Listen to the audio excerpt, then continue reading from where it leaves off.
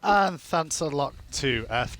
for showing off his amazing shots and his amazing interview techniques with Kuka, as we all learned there. Tacos available at Hires Expo as well. Fantastic news there.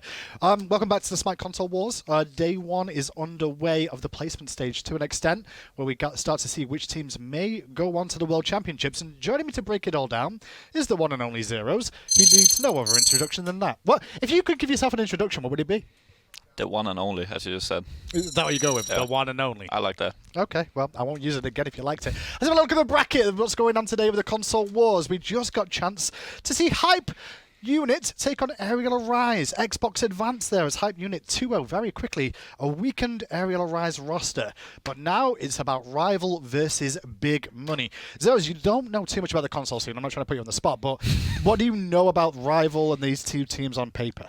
I mean, I know Rival has been like, it's been like Hype, and the Rival has been like the top two console teams for like quite a while, right? Yeah. And Rapio, for example, he used to play on PC back in the day, so I played a lot against him. So no, he's a decent player, but like, yeah, it's just gonna be interesting to see, and it's another important set, right? It really is, because the winners of this will move on to tomorrow and go into the placements. They'll still have to take on a Hype Unit earlier today who won for the finals to tell us who the best console team is at the moment with their performances. But it doesn't necessarily mean that they are the best console team, because the best console team may still go deeper in the tournament in placements, even if they lose the final later on today. Here's a little look, though, at that rival Rossi. You can see on your screen right about now them getting themselves all ready. That's DineOhSaw at the end there, who plays support. And we've actually got an interview with DineOhSaw earlier on to see how he's feeling about this matchup against Big Money.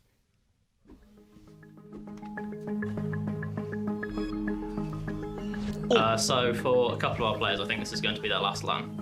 Myself specifically, our mid laner Fly and Rapio are looking to move on, do something different. So this is really, well, might speak too soon here. We might come back, you never know. But this might be our last shot to actually win the Worlds title. We've won one LAN previously, which was nice, but it's not Worlds. So everyone's been going all out, really want to win. Scrimming 5 times a week. We've had better teams because of crossplay. SML teams obviously haven't been too interested in playing us because they've got better practice, but we've had good combine teams, we've had some SML scrims. We've prepped for both teams relatively evenly. We don't want to be that team who comes in, thinks, oh, PS4 are free, they're easy, and then falls to them. So we've done plenty of prep for both teams. But without saying too much, we're expecting the PS4 team to come in with something a bit cheesy. So we've got plenty of starts ready to deal with that. And also, apparently they're a bit overconfident. Davey was speaking to one of their players in a stream the other day, and apparently we're all free, and Davey can't wait to prove them wrong. The skill gap's huge. The difference between console and PC teams is massive. They have better practice, they have better tools to play with, they play more regularly with better FPS as well. One thing that a lot of people don't realise, consoles are capped at 60 FPS, which makes the game feel really sluggish and slow. It's literally night and day between playing with a console and a PC. So all of that added together, they're all better players, they're better teams, they have better teamwork. We're realistic, we think there's probably no way we make it through the PC bracket, maybe not even a team, but we're going to go in and give it our all. I want to give a shout out to our coach, new coach Fleury. We were sad to see Joey go, he had too many commitments to carry on coaching us. So we've got a new coach, Fleury Ewan. He's really been working hard for us, ex-SPL player, so he's got a lot of insight to bring. I want to give another shout out to Davey. He's constantly in the shadow of Coast. He's really stepped up over this year. He's done as well as, if not in some cases better than Coast, and I'm just hoping that he can show that.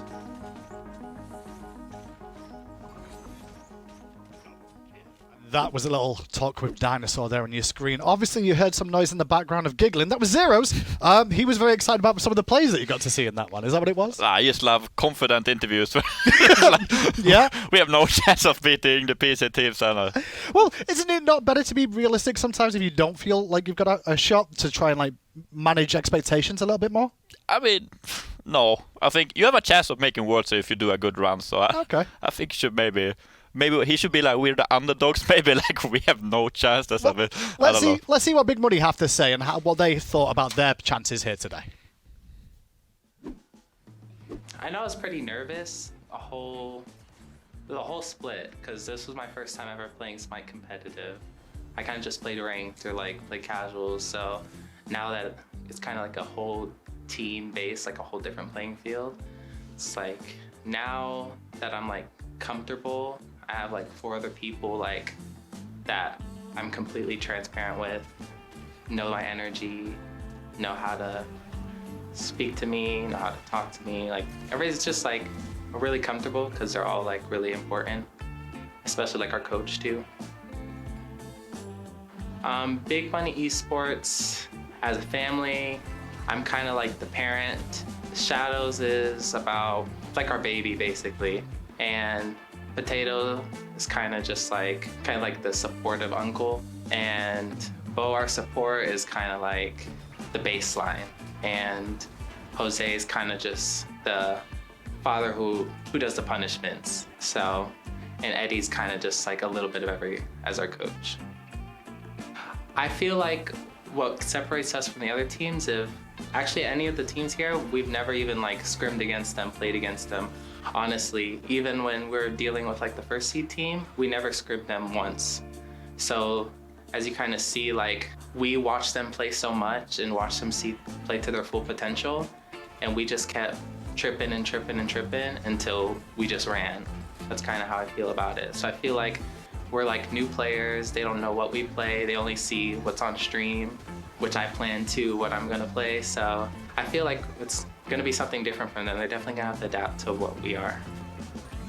It's kind of, I feel like winning to me would be like showing anyone who's like underdog player, or you want to go competitive but people tell you just because you don't have a big name that you can't, that basically our team is an underdog story. We started from 4th seed team in qualifiers, getting just demolished because we didn't know anything about comp, to then we start doing the demolishing. So I feel it can tell anyone that you can basically really do anything if you just work with the right people and work hard. And that was Privative from Big Money Esports. This is the Big Money roster, all getting themselves geared up for the game today. And we heard from him there. It's a really interesting story, this team, because they really are a group of lads that all wanted to get better. They didn't know anything really regarding compositions and how to pick and ban very effectively.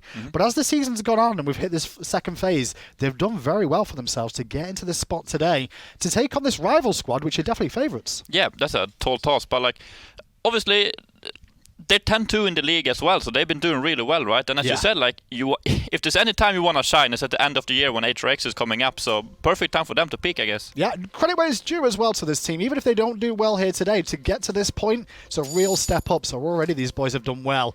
I'll see if they can do any better. The first ban, though, is Achilles, funny enough. I mean, he's got a bit of flexibility, but we don't see him as often these days. Yeah, I mean, there could also be a pick that like maybe Rival likes a lot, that they've been looking at their previous games or something like that, so you never know. Well, you saw them say they don't get a chance to scrim some of the big teams before, but they do surprise a lot of their big teams, and we'll see if they surprise Rival here today. Rival going to ban away Persephone, Isis, and Hell. Meanwhile, Gebset and Achilles taken out by Big Money.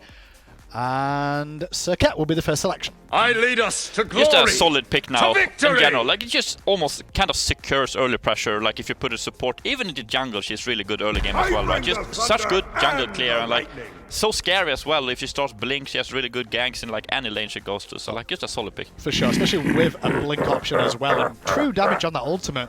It gives them a lot of power there. Rival go with King Arthur and Thor, two standard picks there. More than likely for Predators and Rapio in the jungle. While Big Money get up their composition so far, Jormungandr and Merlin makes a lot of sense. All three is super solid picks. One thing I want to mention about King Arthur though, every highlight reel they show, there's always a King Arthur in there somewhere doing a 1v2, 1v4. Why is that? That's part of the god, right? That's what he does. Sure. You upset about that? Nah, it's fine. I mean, you're the mid laner, right? Like, is it upsetting because you can't take it mid lane? Is that the reason? Yeah, maybe I should try that actually. Have you tried it in mid lane? I haven't. Will it get pressure? That's the real question. Probably not, but No. maybe. Maybe. Okay, we'll see if Zeros make something happen for Season 6. Sorry, Season 7, I should say. And Jing Wave locked in for Rival now. Nice and safe for Davy. And you saw Davy being spoken about a little bit. A lot of people not really giving him the credit he's due because he's replacing Vaporish Coast, who was once on this roster but went his own way onto a different team this year, but not going to be able to make it to the World Championships this time round. Rival and Big Money, though, still both have a shot. How do you feel about the compositions? Like the Poseidon pick here a lot. Like the Cripple's really good against Serqet, good against Merlin, really good against Erlang too. Like it really shuts down Erlang. So good Poseidon pick. Big Money has such a good dive comp here. Like Jorm, Serqet, Chernobog can dive with his ult as well, and obviously Erlang gonna have Blink probably, so they can really dive. Then again, Jing Wei kinda hard to dive. Probably Poseidon's gonna look to be the target of Big Money here, I feel like. Is there a chance for either of these two teams to get a really big early lead and snowball with these compositions? Like, is there any pressure there early? I'm not sure. I think this comps are kinda similar. Well, let's get it in to game number 2, or set number 2 of the day. Big Money versus Rival, and it's F. and Aggro standing by. There it is, and yes, it is. Big Money Esports versus Team Rival here in our second match of the console day. Good morning, and it is Tom Battinger and Ryan Aggro Bailey here, and of course, Doug on the 1s and 2s. We've got an interesting matchup here. We've got Legacy and Team Rival. They've been here basically all the time, and Big Money, kind of new kids on the block, and DineOhSaw's about to show Beaudilla. What's up? Welcome to land, baby. Not quite first blood, but that'll hurt. Still, it costs Beaudilla his blink. Doesn't cost Rival a whole lot of anything. Fly just a little bit late on that whirlpool on the CC chain, but Beaudilla at least scouts out a little bit. Still going to make his job a lot harder if he wanted to try and invade speed. Looks like he doesn't really need to. Look at where SMITE is. He's starting at Rapio speed, whereas Rapio starts at the red. Decides to give that up. Doesn't want to take the 1v1 up against Erlang Shen, who is pretty good at level 1 still, but a little bit surprised that Rapio and DineOhSaw don't try and take that fight.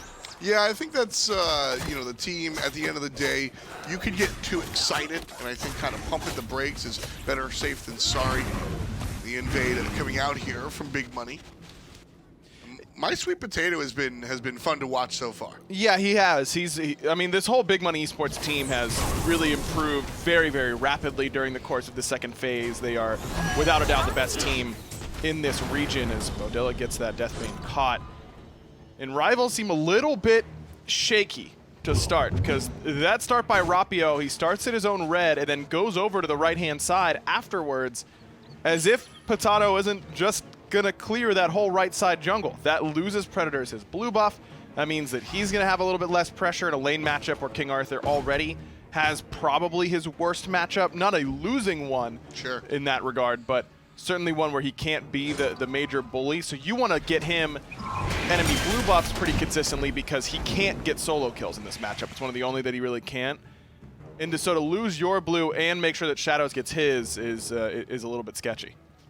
The right side is going to be shaky. The left side, however, oh, is that a beads? Yeah, it was. Davey beads. Did Davey just beads? Oh, no. Davey, one of the, you know, it's fun talking to the Rival guys, and a lot of them, we look at Predators, RvLFly, DineOhSaw. That's kind of that legacy that I was talking about. Davey, no longer Vaporish Coast, and everyone knows it. And the team knows it as well, and that's a big deal. You know, they've been kind of talking about, hopefully, Davey being able to kind of prove himself and show the squad what's going on. Brief break in the action here as we take an early pause. But again, Tom Battinger, Ryan Bailey here, bringing you some of the console stuff. And Big Money, a team on the up and up. But again, talking about Davey here. Very interesting watching him. Those are big, well, depending on how you look at it, those are big shoes to fill for Vaporish Coast. Yeah, I mean, Coast was the standout land guy in particular more than anything else, right? But it ends up being that Davey steps in, and I talked to Rapio yesterday, recorded an episode of Roll Queue with the console guys that should be up pretty soon, and he was saying that he thinks Davey has not gotten enough credit this year, that he feels like Davey has stepped up and been a real key for this team, especially in comms, and that's a big thing whenever you're a player. I mean, that's something that we can't really see a lot of the time from the casting booth, but is a huge part of a team dynamic, is what your communication structure looks like. And having a backliner who can comm really well is more rare than you'd think. and also really, really a key factor in calling fights from the backline perspective. I mean, you have firsthand experience, but really what I've discovered as I spend a lot of time with these players, the backliners, the ones that are really, they want to be hyper-focused and are honestly silent killers because they're so intent on focusing. So it's a valuable tool when you have somebody that can play to the level of Davey and also provide that communication like you were saying. Yeah, exactly. Most of the time you see supports and junglers be your main communicators because they see the most of the map. But when it comes to late game team fights, those two are usually far forward, right? They're diving the enemy backline. And so it's really important from a backliner's perspective. You don't need to be calling the whole game, but you have to have that ability to call if you need help, what the backline looks like and who needs help on that peel. And a big thing that I think they need to be able to do is be able to call fights based on who they can kill and when. It's a big deal. You know, what buttons do I have? Do I have the right engagement tools? Do I have enough pen? Who can I kill easily? And then you can kind of lead your supporter, lead your jungler into the areas where you can have some success. Just a couple more minutes, if that's, as we get our HUD situation fixed on some of the players' setups. But, you know, this one is something that I really discovered just, you know, streaming. Try talking as you are aiming every basic attack through the team fight, and then realize that these pro-level players have to come out here and kind of dictate all their actives and everything going on. So it's tough, and we'll see if Davey can stand up. He's done so during the regular season, and I'll never take that away from him, but LAN time is very, very different. RvLFly, DineOhSaw, these guys, this is old hat to them at this point. Different story on LAN. Shadows in a ton of trouble. That's going to be first blood for Team Rival, and just a little bit of an overextension. Great rotation over by DineOhSaw. Predator's probably saying, look guys, we got to control my blue. We can't let me fall behind on this side of the map. They lose out on the first blue due to a weird start, but they're there in force for the second. That's what makes Team Rival so consistently strong and why they've consistently come to LAN is you're able to make those adjustments on the fly. Sure, in between game 1 and 2, you've got to be able to change things up, but you know, what happened at 1 minute can't happen at 3 minutes on that blue buff. You were talking about the mismatch there between Jormungandr and the King Arthur, and so being able to just identify that immediately, not even 2 extra rotations, immediately responding, and that gives Team Rival the first blood. Still trailing in gold for what it's worth, although ornamental at most. But that said, that speaks to the start the big money has been able to get in the jungle. I really am looking a lot at this right-hand side of the map. How well can Shadows deal with Predators in this lane? Shadow's a guy that we've heard a lot of hype about as of late, but he's a young kid, man. He's 15, 16 years old, and having this be your first big LAN is definitely a big difference to playing at home where you're nice and comfortable. But he's been a standout member for Big Money Esports during the regular season, and I'm excited to see how he does here on the big stage. I think a lot of the players here for Big Money, that's what's so exciting, is that as we go back to the beginning of the console world and recognize Rapio's name, all 5 members from Big Money are generally newer players. Potato has kind of come up and down, but Privative, Conviction, Shadows, this has been their season. And to do what they were able to do, I mean, we don't have quote-unquote regulars. You know, Nemesis was beaten by the squad. That raised a lot of people's eyebrows. Yeah, I mean, that was a team that had so much experience on their side. Matt Coy, Zaxi, Jumpa. I mean, those are guys who have been around the block quite a bit. But, I mean, I'm ready to just to stick to Big Money, man. They were the best team. Big taunt. DineOhSaw's in trouble, but Thor's in the sky. There's help for the mid lane mage as well. Davey puts one down. Privative did what he could, but unfortunately not enough damage. DineOhSaw still chasing. Potato gets away thanks to the rotation out of Shadows. Surprised that Rapio lets Potato go, but still a great counter engagement by Team Rival. The attempt was there off that taunt in from Potato, but just not quite enough damage. I mean, Chernobog does a lot of things really well. He gets around the map, he clears, his late game is absolutely bonkers. This part of the game, he's not gonna do that much damage to you, and I think we felt that there. Rival looking for the invade on the blue buff, and more time as the wraparound. Beaudilla on the run, Predator spinning and grinning. Down goes Beaudilla. The support Serqet will have a seat. Now Predator's in trouble, gets the dash from DineOhSaw. DineOhSaw aggressively looks for Conviction, and that's another one. DineOhSaw taken out, so it's a 1-for-1 so far. Looks like that's going to be the end of it. 3-1 overall. Now it's a really good position for Rival. I mean, Predators gets a couple kills, but Shadows there and involved at the exact same time. Predators have that Glad Shield, and that means that any 2v3 fights that Rival can be taking, it's a great time to take them overall, because he's going to get so many Glad Shield procs. He's going to get so much extra healing and still be providing a whole lot of damage at the same time. Shadow's only with boots 2.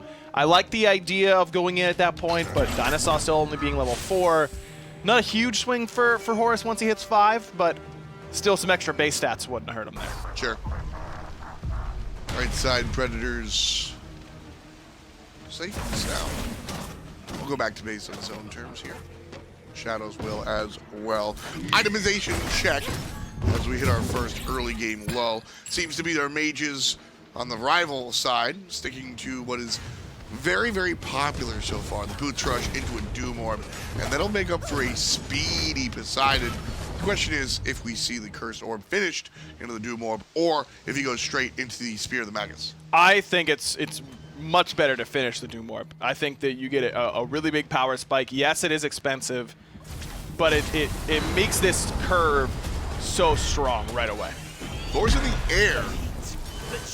This is what's going on there, but ultimately will get the invade. Beaudilla by himself versus 3, and a wall will separate. Blink forward from Potato, and here comes help from Conviction all the way from the middle lane. Davey on the south side as it's traded out because Conviction puts one down up north. Potato running away from DineOhSaw. And that's the disengage. 1-for-1 again. Jungle traded for support. And with that, it's got to go the way of Big Money. DineOhSaw going to blink in. Privative still holding patient with that flicker. No beads for him. But Davy's going to keep the pressure on, but this is not going to be a kill Rival's way. I mean, I like Beaudilla's aggressiveness. That's the big thing, is that you can't give teams too much respect. And you got to use your comp where it excels. Fight around the Serqet early. Fight inside lanes so that Conviction can get there where Fly cannot. And that's exactly what Big Money do. That was a perfect opportunity for them to be aggressive, and I think they found a really good opportunity for it. You heard Privative before the game started. I mean, this guy, you know, he's used to being the underdog. He understands the big picture as Rapio gets away from Beaudilla's taunt. And I think that's infectious among the rest of the team. Like you said, Beaudilla staying aggressive. They know who Team Rival are. This is the console league. They've been watching them. But Big Money around here, like, look, you know, a lot of people say we're not supposed to be here, and it's that attitude that's kind of keeping them in step with Team Rival all throughout this early game. Something that's very impressive when you realize that Rapio's on his near signature Thor. I mean, this is the guy that should be setting the pace of the game.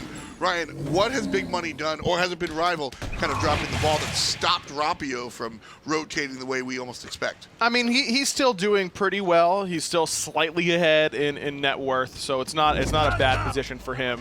It's really just been that Beaudilla has been all over him so far once these team fights really start happening. He's been in the right spots. It really, outside of that level 1 beginning, he's been able to recover from that anyway, so I'm not too worried. I mean, perfect proof is that Beaudilla is 0-3-1 and still up some experience from DineOhSaw. He's just been effective with his deaths, so to speak. Yeah. It's really enabled his team. And he's been able to find more farm around the map. DineOhSaw has been really, really cognizant of where he is and making sure that he's sharing properly. Not to say that Beaudilla hasn't. His mid laner's still in a good spot. DineOhSaw down a half. Over the air, and it's setting up Fly. Double kill for the Kraken man. Conviction gonna turn around and provide some damage, but ain't nothing compared to the big boy Fly off the assist from the jungler. Yeah, when I was talking about finding good engagements, that is not one of them. Again, you're fighting in mid around your global. Conviction in the wall, Privative from the left side. Great group up for the damage out of the void, but it's just not enough. Not enough numbers on the side of Big Money. If Privative is level 14, if that engagement happens 5 minutes later, Privative might get the triple kill there, depending on how he rotates the abilities. But either way, Big Money keeps Rival off of the objective, which is the bigger conversation for sure. Still, they get a kill on a Conviction and his beads at very little cost to them. That's a good opportunity of an experienced team, or a good sign rather of an experienced team, is understanding that they've got a window. We just got 2 for nothing. Let's go to gold, and we'll either get another kill or we get gold. Yeah. Those are our 2 outcomes, and we'll just take whatever one Big Money decides to give us. I really feel like Big Money cannot afford to be fighting around mid lane at all right now. Fly is pretty big, 2-0-2. He's got a full Sphere of the Magus now. Probably had enough gold for it, so he just buys that instead of the Doom Orb. I think that's fine. I'd still be going back to finish the Doom Orb at this point, but Fly might not. He's going to be really strong, so why fight around him? Conviction's strength is in joining fights where Fly cannot. I think that fighting around mid-Harpies, especially dumping everything from the Serqet into a full health Horus, is just bad decision making. Yeah, it's tough as Rapio misses the ult. Conviction gets off the ground and safely lands on the left side next to his way. You want to target the support early on.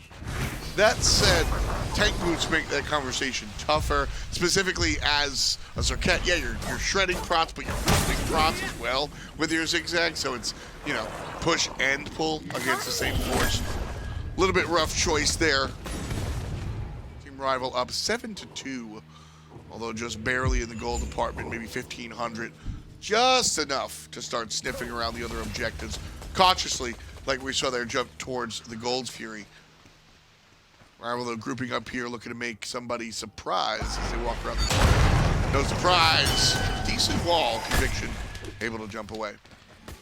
I'm looking at what Beaudilla is going for here, and it's going to be a little bit weird. He's going Stone of Gaia, it looks like, in that first item slot. Okay.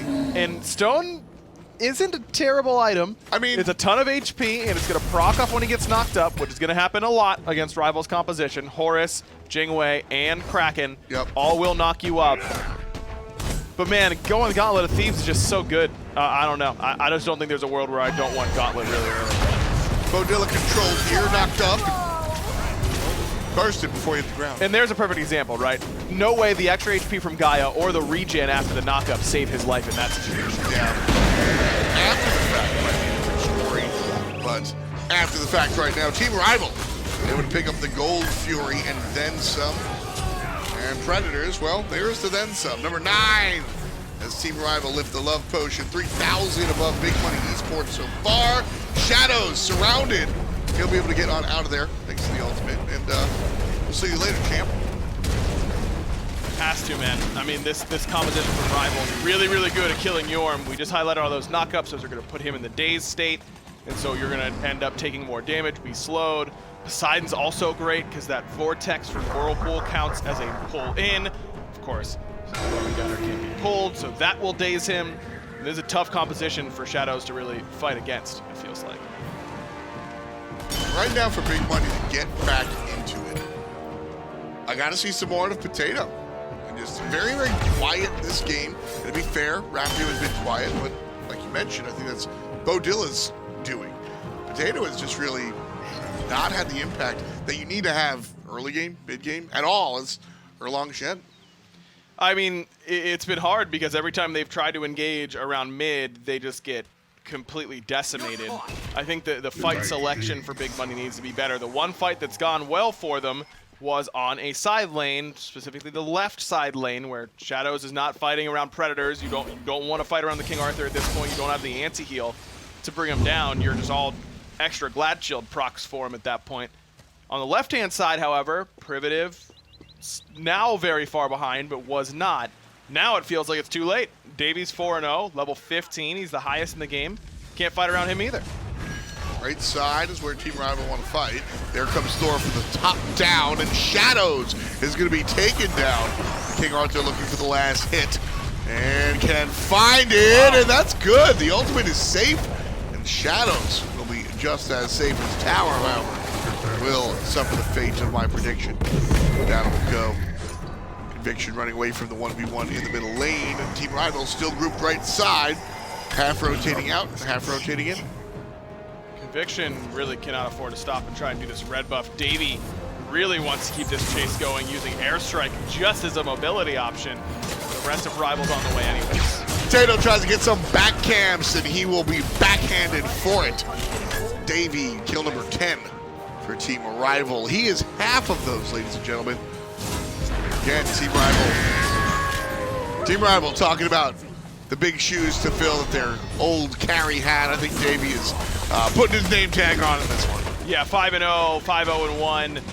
he's doing everything you need to do, but it's really felt like Big Money has not looked super prepared for what RvL was going to throw at them. I mean, there should be no surprise that DineOhSaw wants to play an aggressive support warrior in Horus. There should be no surprise that Fly is going to play big damage follow-up mage, and Rapio is going to play Thor, and Predators is going to play King Arthur. I mean, this is a draft that Big Money should have been ready for, and I don't blame RvL for going for it. You should be sticking to what everyone knows you do, and making Big Money prove they can beat it, and they just have not yet.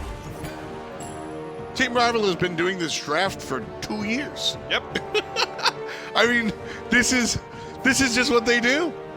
If I asked you what the identity of the team is, it's, well, DineOhSaw plays something that can run into somebody, and then Fly smacks him in the mouth. That's how this one goes. I'm with you. Big Money had some moments that looked kind of cute, but it looked like they didn't do the homework and try to show up to ace the test. Privative uses beads as he's dying on that left-hand side, so he gets taken down. This lead, not over 10K yet, but it will be soon. Predators taking the 1v2. Potato just backing. Doesn't want any part of that. Level 16 is the King Arthur. Not an overwhelming lead, but certainly would be against the level 12 Erlang Shen. Walking down Shadows. Just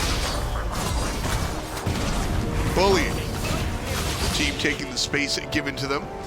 And the left side tower will be the focus. 10% to go. DineOhSaw dashing back to the teammate. The flank around for Predators good. Grabs up Potato. Rapio drops a ward. Still nice and patient from RvL. They get the tier 2 tower. They don't over-invest. They don't over-engage. Rapio's ultimate is just coming up, so they didn't have that at the time. DineOhSaw was very, very low and had already engaged in. Still have a bunch of relics on the board. I mean, they didn't use anything there during that engagement. Probably could have used Frenzy if you're DineOhSaw. I mean, you've got Relic Dagger already, but that means it's just that much easier now for you to walk in towards this Primal Fury or heck, even towards Fire Giant at this point, and just outright take it. I don't see how Big Money really contests you in those areas. You know, I think the discipline is essential. Hype Unit in their match clearly were also kind of heavily favored. And I think Hype Unit was disciplined in game number 1. Game number 2 kind of jumped the gun as they tried to push towards the end, but still stayed disciplined. And I think that's going to be one of the bigger tasks for our teams in the early stages, both here in the console and even when we get into the larger placement bracket later on, is staying disciplined in these lopsided matches.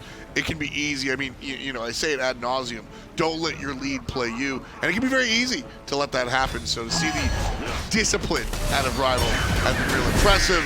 Shadows with a nice Aegis. It doesn't matter. Still dead. Yep. But it was a good Aegis. You gotta give him that credit. I mean, one ultimate use, it's Fly's ult.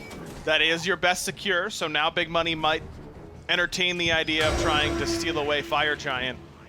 But it looks like RvL's not even going to give them the chance. No plans for FG right now, instead keeping their eyes on the towers. Yep, DineOhSaw is going to be able to tank this, wants to wait for the minions, of course. And Rapio looking for the flank. Big Money, on the other hand. Split push. Potato going to be chased out by the 5-level leaded King Arthur. Conviction also wants a ticket to the slaughterhouse. He uses his ultimate to put himself closer to the King Arthur. Turns around. That could be good, as Beaudilla has been led directly into the clutches, but the Fire Giant goes down. King Arthur gets that Fire Giant, and Beaudilla now trying to run away from Predators. The one-man band zoning everybody out. Beaudilla, beautiful taunt. DineOhSaw will dash, find the Wing Gust. 14 kills in total, and Big Money on the defense. I mean, that's who kills Predators in this composition. It's really only Privative who has a prayer at killing him, but an early Genji's Guard here from Predators I like quite a bit. Gives him everything that he really wants. It's CDR, it's the ability to get your cooldowns back even faster with that Genji's Guard proc, and the recognition that there is only one person who can kill him right now, and that's Privative. As we talk about items that we are that we enjoy, I want to go to the opposite side. Explain Bulwark to me, because I understand the Stone of Gaia here, and then, all right, maybe Thebes should have come first, but maybe we can go into it later. But Bulwark of Hope is generally what you want to see against large, giant burst mages. I mean, is it about the fact that Rival is so far ahead that everything hurts? Yes, it's the idea is that you're going to get this shield when you get Krakened, and that's going to let you heal enough from your HP 5 from the Gaia that you'll survive. And then you realize that you're 7 levels down, and the chances of that are literal 0. You know what, though? It's a Johnny move. You just want to do the thing. You want to do the thing. The thing might not be powerful enough, but you want to do the thing. I'm here for it, okay? I get it. Save me during my knock of HP 5. Yeah, but if you would ask me what the best items in the game are, Thebes might be my #1 answer. Would Stone of Gaia? No. How about Bulwark of Hope? No. Might be a tough call. The interaction might be good. Sometimes teamwork is what it takes to make the dream work. Or the potential best item in the game. Right now, it seems like Team Rival are itemizing a little bit better. He Shadows. stepped in and started teleporting. He must have tried to blink and accidentally Yes. teleported instead. It happens. Mid lane Phoenix under attack. Rapio half HP. And Team Rival stutter stepping here. Shadows into the ultimate. Conviction going aggressive on a Rapio. With the ultimate out of the World's Worm. That'll have a little backstep for Team Rival. Minion wave coming down the left-hand side. And unfettered, they will attempt one more time. Gives him DineOhSaw Privative to target. Beads are good for him, but in goes Predators. Thor's going to land down on Beaudilla. Beaudilla uses the ultimate to avoid some of the damage, but not all of it. Spin to win. Rapio puts down the support. Rapio gets put down, but the burn is history. Predators finds one. Davey finds the other. And only 2 people left. And Predators all the zonage in the world. And his team will back off and look for a Phoenix. Doesn't look like they want to try and end. I feel like they could, but their health bars to their front line are a little bit low. And no minion wave, so instead they take the more guaranteed option, which is mid Phoenix. There's Poseidon getting knocked up one more time. If Rival grab another one, they could just end it. But players slip through their fingers. And an all-out retreat one more. Team Rival back to base. Their lead now over 15K. This one pretty much wrapped, it feels like, for Rival. In big money, I think, have done some things that you can look at for game #2. I think that you look at the start that Rival had in game #1 and you think that you can exploit that a little bit more. I certainly would if I were on big money. I mean, I don't know if they have a coach here watching the game from the top down. It's a little bit harder whenever you're in the game to know exactly what Rapio did and where he went. But that start looks exploitable that Rival was willing to do. Yeah. Just think that they need to be a little bit more cognizant of what their comp does well and understand where they can take these fights. You now almost never want to take your fights around your global ultimate because that takes away the advantage of that ultimate being global. Fire Giant set to respawn here in about half a minute. Team Rival absolutely will have advantage as they look for the objective. Big Money Esports at this point.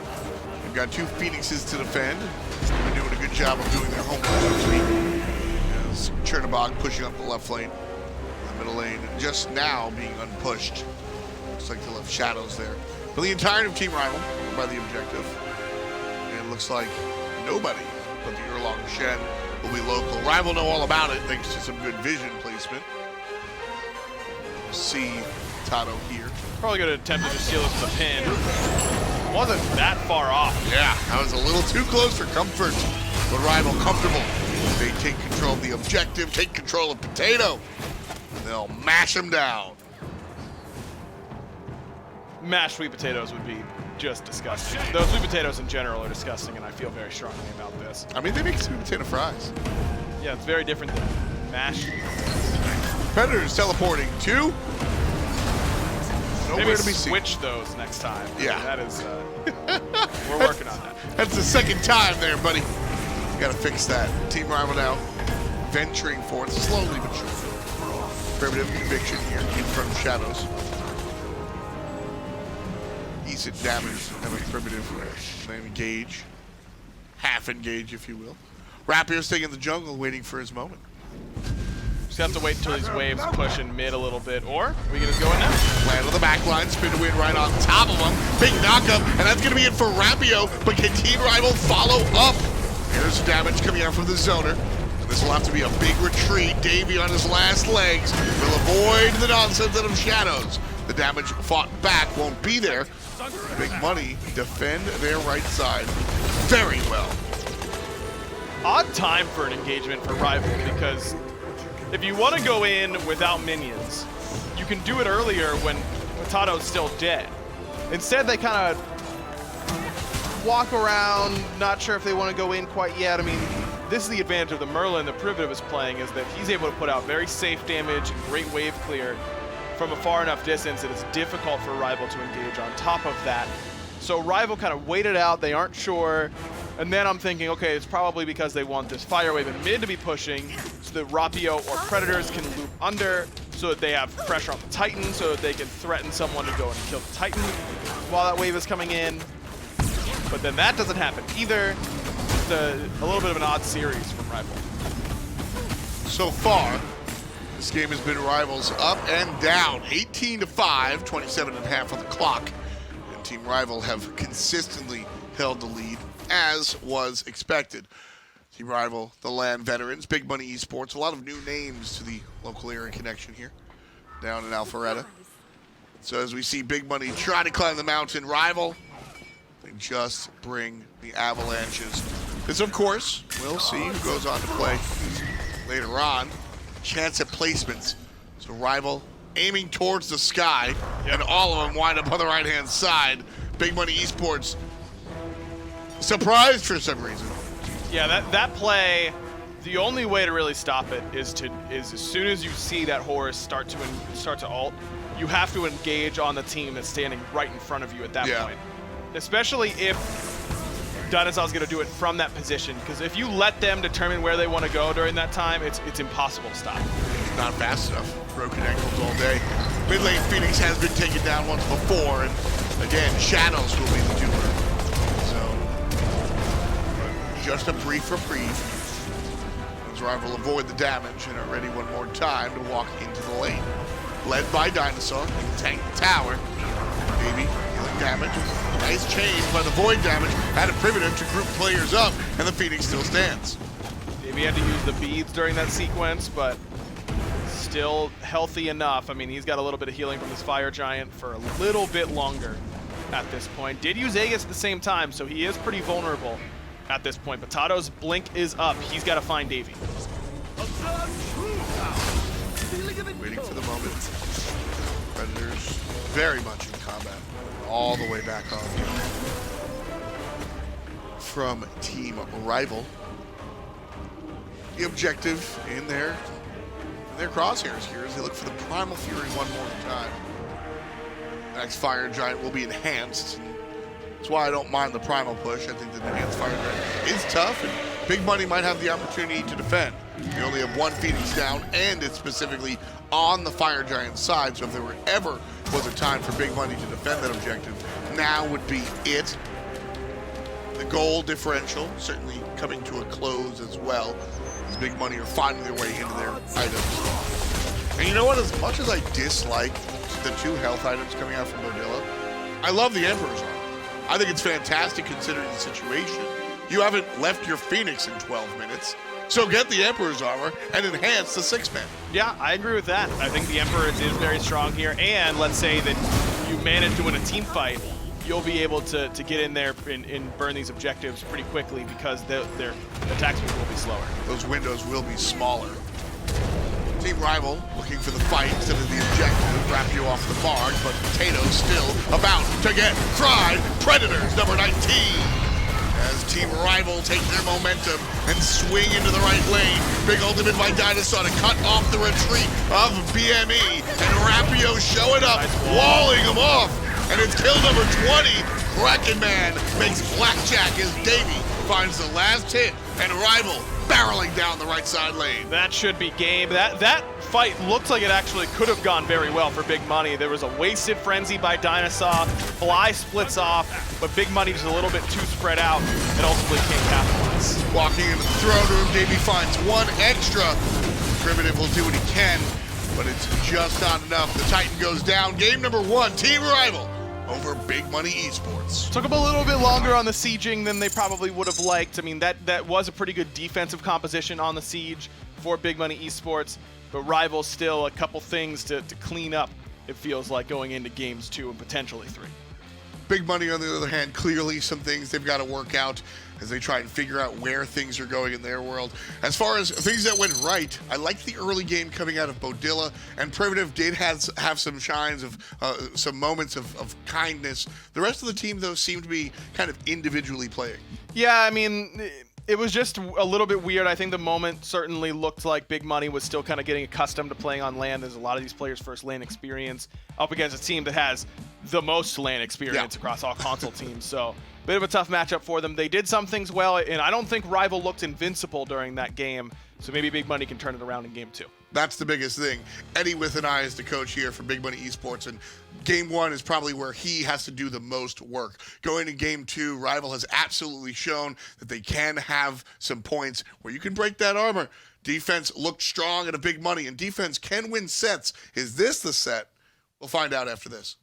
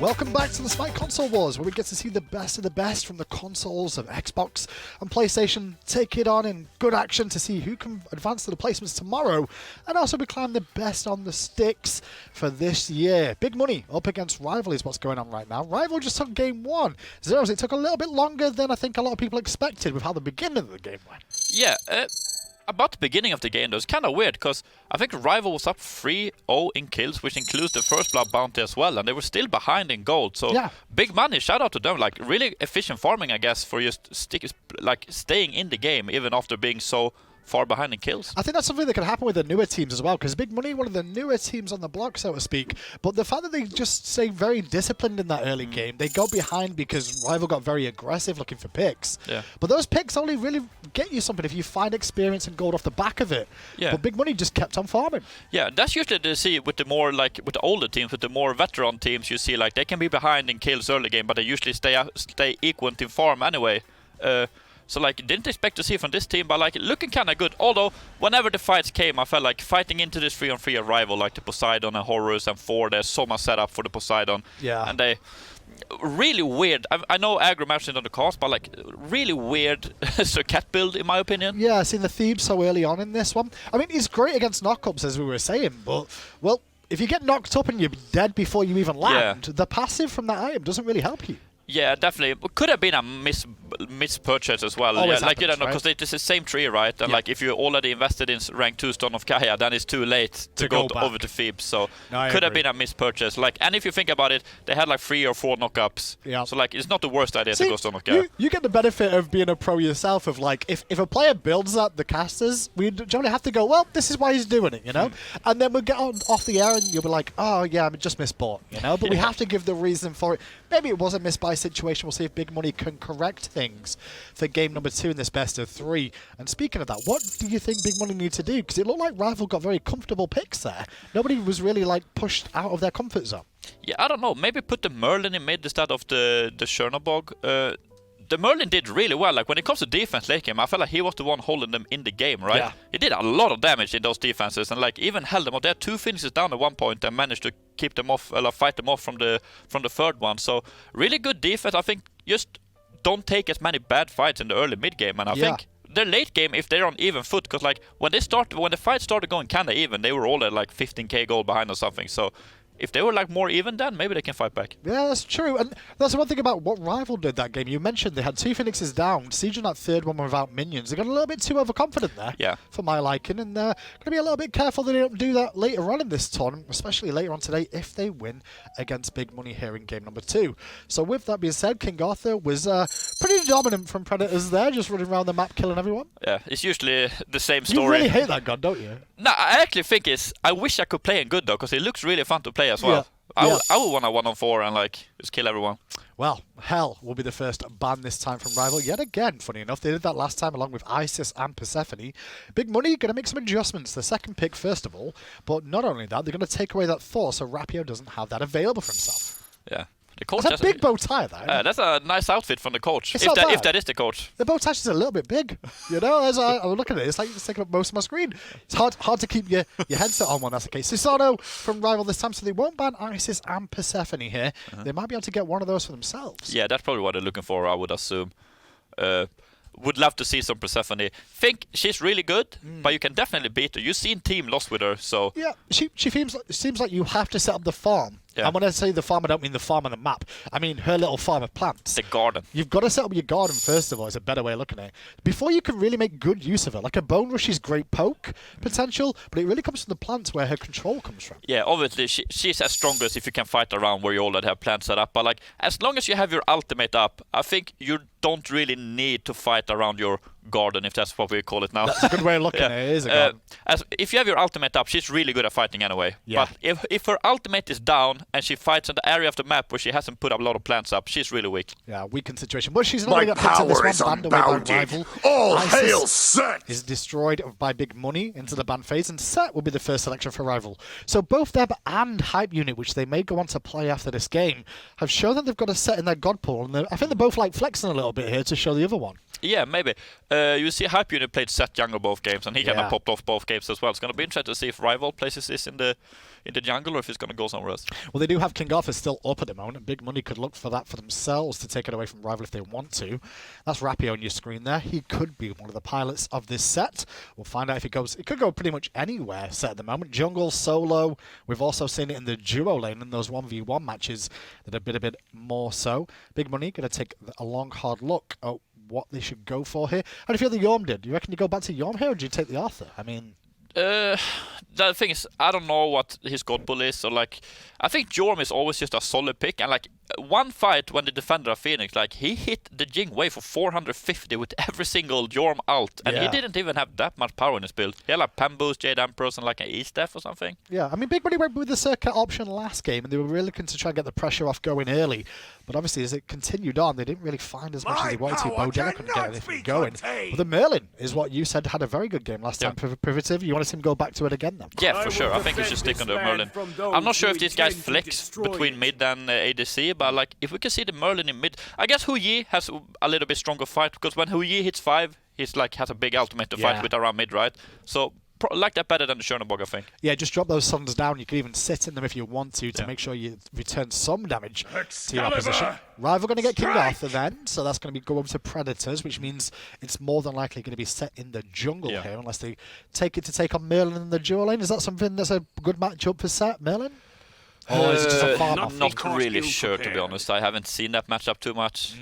When I think about Set, I feel like mostly it's Snoopy against Arkil, and that's usually Set against Kronos. And that's a good point. Yeah, there's a good bit of a different story there. Horus locked in yet again. Once more, DineOhSaw going to pick that one up. Had a very good game last time on it. A lot of people really underestimate how powerful that ultimate can be if it gets time to channel. But Big Money going to pick up the Serqet, which is still flexible to the jungle in this position. Hope to see a Gauntlet of Thieves rather than a Stonok this game if it is Serqet support. If he goes it again, though, then you know for a fact that it was intended, I guess. Yeah. But it does depend if Rival end up going with more knockups, because at the moment they've only really got that Horus to speak of here. King Arthur has his knockup on his 2 as well. Sure, you're really going to pick Thebes for that, though? Sorry, not Thebes. Stone of Gaia for that one ability? Hell yeah, dude. Really? No, That's how I don't annoying know. it is. Well, Jormungandr banned away by Rival here. They're not happy about the potential threat of seeing that again from Big Money. And Big Money take away Olaran and Poseidon away from Fly. Like the Poseidon pick. Like Poseidon Horus. Like Horus has such a long that Shane CC, you know, with the stun into knockup. They don't DR either, you know. So it's such a good. And then like you're stuck in the whirlpool and the Kraken coming out like so much damage. Playing a like support without beats against that is really scary. Last ban for Rival still to come through. They've already taken away Jormungandr. They could look for some more solo, like maybe a Tyr. Although I'm not really sure how Tyr matches up against the King Arthur. Amaterasu has been up since the beginning of this game. Wasn't looked at by either team in the first phase, but it will be counterbanned away in case Big Money were looking for it. Yeah, kind of interesting to see Amaterasu not being picked. I feel like she's so good right now. And if you watch SPL, I think some teams in some sets they've kind of let it slip through. But like, I feel like if she's open, I feel like you should probably pick it. Now, Bellona's not too bad here. She's pretty much a good all-round, just warrior in general. She kind of brings everything you kind of want from it. Frontline tankiness, a good engage tool, and a good escape tool, and survivability. Yeah, it's kind of weird. Like, we haven't seen a lot of Bellona lately. Like, hardly any Bellona at all, at least on the PC side of things. So, I don't know how she... I feel like she probably should lose lane against King Arthur as well. So is that just because a wave clear is a weakness in the early game compared to some of the others? I think her wave clear in the early game is really strong. Yeah, you just group the wave up with the Bludgeon and, like, kill it really fast. I think it just comes down to team fights where she can't, like, really 1v4 and or even 1v5 as a King Arthur with Glad Shield can do. Yep, Vulcan, though, picked up by Rival. Hey, how do you feel about Vulcan at the moment? We don't see too much of him as of late. He's starting to creep back in, though. Yeah, but like this, a lot of knockups, as I said. King Arthur has his 2, Horus has his 1, Awilix can knock up as well, and then Vulcan, of course. Oh yeah, this is the Stone of Gaia game. I would probably rather go on Magias, I think, so I don't get pulled. But they did go for Vamana and Bellona. It tells me that Vamana is probably the one in the jungle here. Has a bit of a better jungle time than Bellona, I'd say. Yeah, me personally, I've had some Bellona junglers in ranked the last couple of days, and I hate it. Being with it? You hate it because it's bad, or is yeah, when it's on my... I love to play against it, but when it's on my team... Why is it that's so bad about it? What's good about it? It's a good point. I guess it's just no real engage outside of the ultimate, or it's going to run you down. I mean, you could go for the Frostbound Hammer build and just keep chipping away. Yeah, but right? I feel like when you want a jungler, you want something with blink, a lot of burst damage, a lot of CC. Bellona, sure, she can initiate with his ult, but what happens after that is a Bludgeon. Well, you mentioned knockups being mounted plentiful on the side of Rival here, and with Awilix in this, with her Gravity Surge, it could really cause a couple of problems. Yeah. Here for bringing him all the way back in. We don't see too much Awilix, though. Why is that? I don't... I feel like obviously they have a good comp for Awilix now, but I'm not sure. She's kind of weird. She can like do a lot. She has potential to do a lot of damage, but I feel like it takes a bit too much time sometimes, and I feel like she needs too many things going right for her to really like pop off in a fight. But she can definitely be good. Yeah, I can see that point of view too. The Awilix kind of struggling here or there, and obviously Ho Yi for big money. I mean, he's got that leap that hovers him in the air for a long time. Gonna have to be a little bit more careful now. This Awilix could be on the hunt. My one question is though, is it going to be Awilix jungle or in the duo lane? Because then Set's going the other one. No, definitely Awilix jungle, right? Yeah, I expected that, but you never know. Yeah, it should be. I feel like Awilix in laning phase. I'm not sure. I've never really seen Awilix in laning phase, so I don't know. We're in console today, so you never know. That's why I'm asking you these questions to see if it's a present. Do you reckon Rival take it down here 2-0, or does Big Money bounce back in some way? I would put my money on Rival for sure. They look like the better team. But then again, as I said, it was pretty impressive with the Big Money how they managed to like keep in the game for so long, even though being so far behind. So well, let's find out if Big Money can bounce back or Rival move on to face Hype Unit later today. After on Aggro, they're standing by. Rival versus Big Money Esports, about to growl our way into this one. Should be a tough one as BME got stepped on, man. And, you know, big words coming out for the guys on Big Money. But at the end of the day, you know, I really want to see if they can make some adaptations here, because they started off kind of in the right mindset, but then gradually fell underneath Rival's sort of wave of aggression. And right away, we see Rival looking to punish the invade that they're predicting. This is weird. I mean, Shadows is over here too. This looks like a proxy strat to me, just because you have the Bellona. That's always something that comes to mind. That Bludgeon, very, very good at grouping up the minion wave and then cleaving it down. But seeing the entirety of the team here and makes you realize that that does not look like a viable option at this point. So Shadow's going to have to walk all the way back to short lane? Or is he? Okay, no, he's somewhere. I mean, there is a teleport, but can get the time to tell it. Different story. Doesn't seem like it. Instead, he's going to harass the support just a little bit. There's the TP. DineOhSaw has the hard CC. Yeah, you just wait it out. You want to wait as long as you can, just waste as much time as possible. RvLRapio gets his own speed over Beaudilla. Worst case scenario. Beaudilla Deathbane's in place. I mean, with Potato here, probably A-okay. RvLRapio has Moonlight Charge and not Feather Step, so doesn't have the option to get in front. Huh. I mean, RvLRapio chased that a little bit too long, ends up losing out on some farm. Beaudilla effectively does the job, but not as well as he would have liked. Shadows makes his way over to lane. And in time to pick up the blue buff. That's probably the bigger story there. A nice look for Esports. Making a ton of mistakes, misplays, poor decisions. A lot of different ways you could say it. Because mistake I felt was almost too harsh. They had tried something and were deterred from what their game plan was. But ultimately, not a big failure as they're able to make it back to their places in time. Everybody manning their own jackhammer, so to speak. And not a moment lost. Little surprised that Davy's willing to show the set ADC in a game like this, where after just based on game one's performance, you think you probably don't need to show a whole lot in order to beat big money. You kind of stuck to your guns and what you normally do in this game. And honestly, best case scenario for Rival this game is that Davy gets absolutely worked and they win anyways, and then other teams won't respect the set pick throughout the rest of the week. Worst case scenario, Davy pops off. You didn't need him to because Fly, RvLRapio, Predators still doing their thing. And now set becomes a ban, and that's a strat you wanted to be running. Is set ADC not something you just expect your character to be able to play at this point? It's something that you always have in the back of your mind, for sure, but is a show me pick. Yeah, I have to respect your set. It's not innate that you're gonna have it perfect right away. Davey right there, getting shown up by Beaudilla, but here comes the counter rotation. And DineOhSaw snatches away the last hit from Davey. First blood to the support. Tato tries to get the invade, but RvLRapio's already there and securing on Predator's blue buff. Predator's pretty low on mana, or else this would be a great opportunity for a blue buff invade, but he's going to have to just go pick his own up. And with Beaudilla rotating over, this is the right idea. RvLRapio wants to let this one go. But another game where Beaudilla gets off to a pretty cold start. That's a little bit of a concern because he fell very far behind very quickly in game one.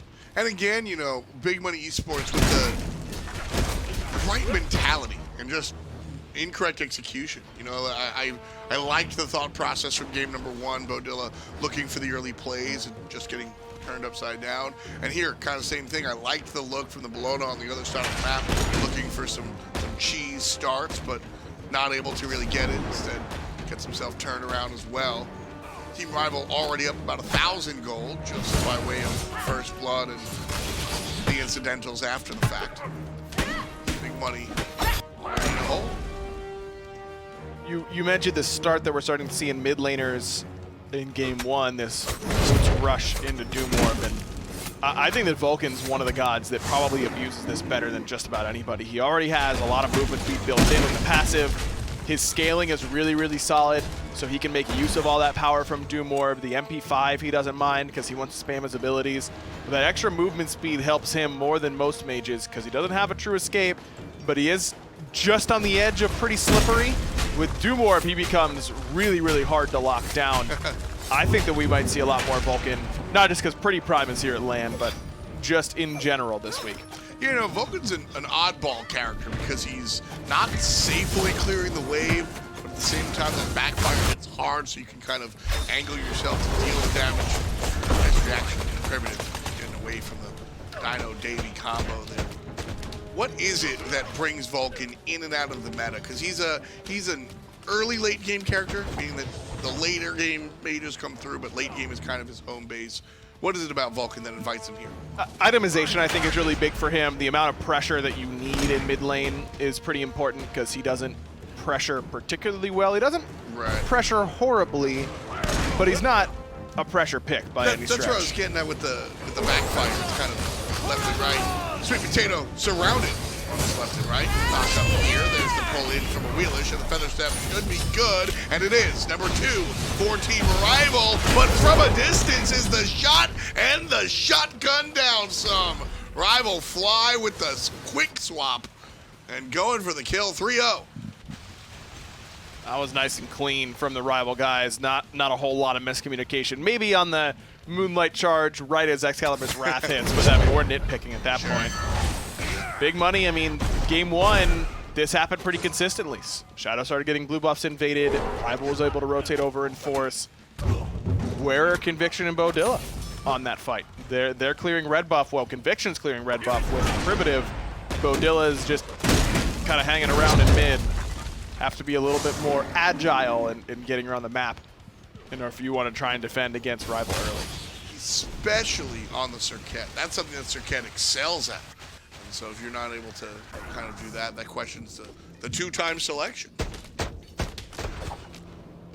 No double elimination for our teams today. Win and move on. We already have one team. It's Hype Unit. They are solidified as the opponent for the winner of this set. So Big Money do pull it out and get 2 more wins. They'll be going head-to-head versus Team Rival, or excuse me, Hype Unit. Team Rival, of course, 1 game to none in a best of 3. Leading the charge and up in this one as well, about 2,000 gold, 2,500 to be a little bit more precise. So our early stages, that is a big lead. Big Money waiting to respond. And their choices here, I don't know. Vamana is one of those gods that can make it behind, but it's uphill climbing. He really wants to be ahead, bullying players. So how do you act as a Vamana in the jungle without the lead? I mean, that's a tough question. It is. Personally, I'm just not a Vamana fan. I think the only time that I'm excited to see a Vamana is when it's against a character like Olorun that has very little when it comes to recourse. This is not a game where I'm really excited about the potential for this Vamana. That was a great engage there, and waiting for the jump to go with the blink. But Poseidon, out of mana now, only has the basics. Big damage on Beaudilla, and that'll put down RvLRapio. So a first kill for Big Money, but Shadows might suffer as the rotation from Team Rival comes up. No kill. RvLRapio a little bit too far forward, never got a chance to blink. Poseidon blinks and puts him in combat right away. Maybe should have just blinked instead of using that jump on Suku.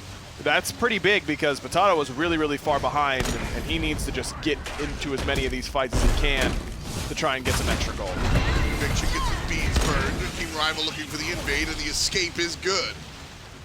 DineOhSaw with the eject. DineOhSaw was not the focal point of his team when the team first started in the field. I don't even think he was the number 2 player to look at when this team first started. But over the years, I think the support player has really become one of the star players here for Team Rival. What they really do. I like watching him play. He's definitely a leader. You can just kind of tell when you talk to him in the way that he thinks about the game. He clearly does think about the game an awful lot. You need your support to have that level of confidence in themselves and in the team. And I think that DineOhSaw has done a very good job on this squad of being a leader for them. And when Rival's rolling hot, it's almost always because DineOhSaw is able to put them in that position. Predators is great at taking that position and running. There is very few players as confident in their own abilities. Predators here with the hair. Look at that. He's got the hair going on. That's right now he's just sitting on Shadows' front steps. What are you going to do to me? Excalibur's Wrath one more time. Can he get the solo kill? Shadows got to be careful, but the rotation from Potato is the nice look. Predators actually gets baited underneath the tower. Well played. I don't even know if Shadows needed that help. Predator is just too aggressive, and Shadows outright outplays him with that Eagles rally. That's what I was getting at. Confident in his own abilities. Very, very confident in his own ability. Ooh, Beaudilla. Stealth. DineOhSaw. Still there, waiting. Very cautious. Still waiting. Here's... all right, Just didn't want to deal with a level 10 Rapio. Can't blame him. Yeah, I'm not saying I would want to at level 6. Yeah, jumps away from that gravity surge. Certainly risky business, but caught Rapio off guard. Sure that surprised him. That might have been a little jump scare, potentially. Sitting there like, hey, Halloween was last week, leave me alone. I'm afraid. He actually said that, I heard him. Wow, that must have been pretty, he must have really screamed it. Players get very excited here at LAN, you know. That's one of the big differences when we look at placements later on in the week versus our console wars and our placement stage here. Look at the minor league teams as well, is that LAN is a new experience for some of these players. Now Rapio, I think a little set in stone. He's been here time and time again, but the idea of playing, you know, in a different arena. I mean, what was it like the first time you played at LAN? It was definitely an experience. That was MLG New Orleans back, summer of season 2, and it was interesting for sure. It is definitely very different than playing at home. There's no doubt. Rival trying to go for the gold. Nobody on their side. Big Money snatches it. Beaudilla just jams his head until they go ahead and snake it. 4-2 so far, and Big Money climbing back into it. Davey along for the ride. They're actually going to cut off Conviction in the mid lane, who jumps away. Just a little bit of a miscommunication on burst timing. Fly miscalculates when they need to burst, and I believe that was Potato who stole it away with a baby sneeze. Crazy, man. That's and Big Money. This is kind of what we were talking about in game number 1, where credit to Big Money for, you know, being able to not be afraid and make that play, but make no bones about it. Team Rival dropped the ball there. That is something that should not happen with the Vulcan and the squad that you have. Shadows with the up down. Goes for Predators one more time and has help from the tower. The 2v1. That's just ugly by Rival. I mean, Predators has got to keep that timer in his head a little bit better on how many tower shots he can take. It's not counting down on that. Maybe had Excalibur's Wrath, it was going to reset tower aggro to Rapio, but you can't get double stunned by Eagle's Rally on an up down. You know it's coming. Why are we standing so close together? Bad execution by Rival there for sure. No need to hold hands. Team Rival, the discipline that I was proud of in game number 1, not really there. Specifically, the solo side. Predators has been punished twice now for some over-aggressions. Big Money Esports invited back into this one by way of punishment of the solo side and the Gold Fury. Davey will do his best here to get a tier 1. Davey is really big though. I mean, he's level 14, Privative only level 12. You look at the player damage that Conviction has put out, less than 350 so far. Wow. In comparison to what Fly has been able to do and his damage output so far in this game. I mean, this is still a very good position for Rival to be in. They should be looking for any fight Big Money will give them. Beaudilla is still very low as well. Man, our support is very low in general. Doesn't scare DineOhSaw, dashes on top of MySweetPatato, who pops the ultimate immediately. That was actually really nice by Beaudilla because that interrupted the gust coming from DineOhSaw that would have set up Rapio's Gravity Surge. DineOhSaw doesn't need to go for the 2 first. There's the pull on Beaudilla, the jump not strong enough, and the taunt. Meeting up is Predators. Can't find the last hit. Beaudilla will be safe under the tier 1. Double stun coming up from Bellona. Big rotation out of the solo side.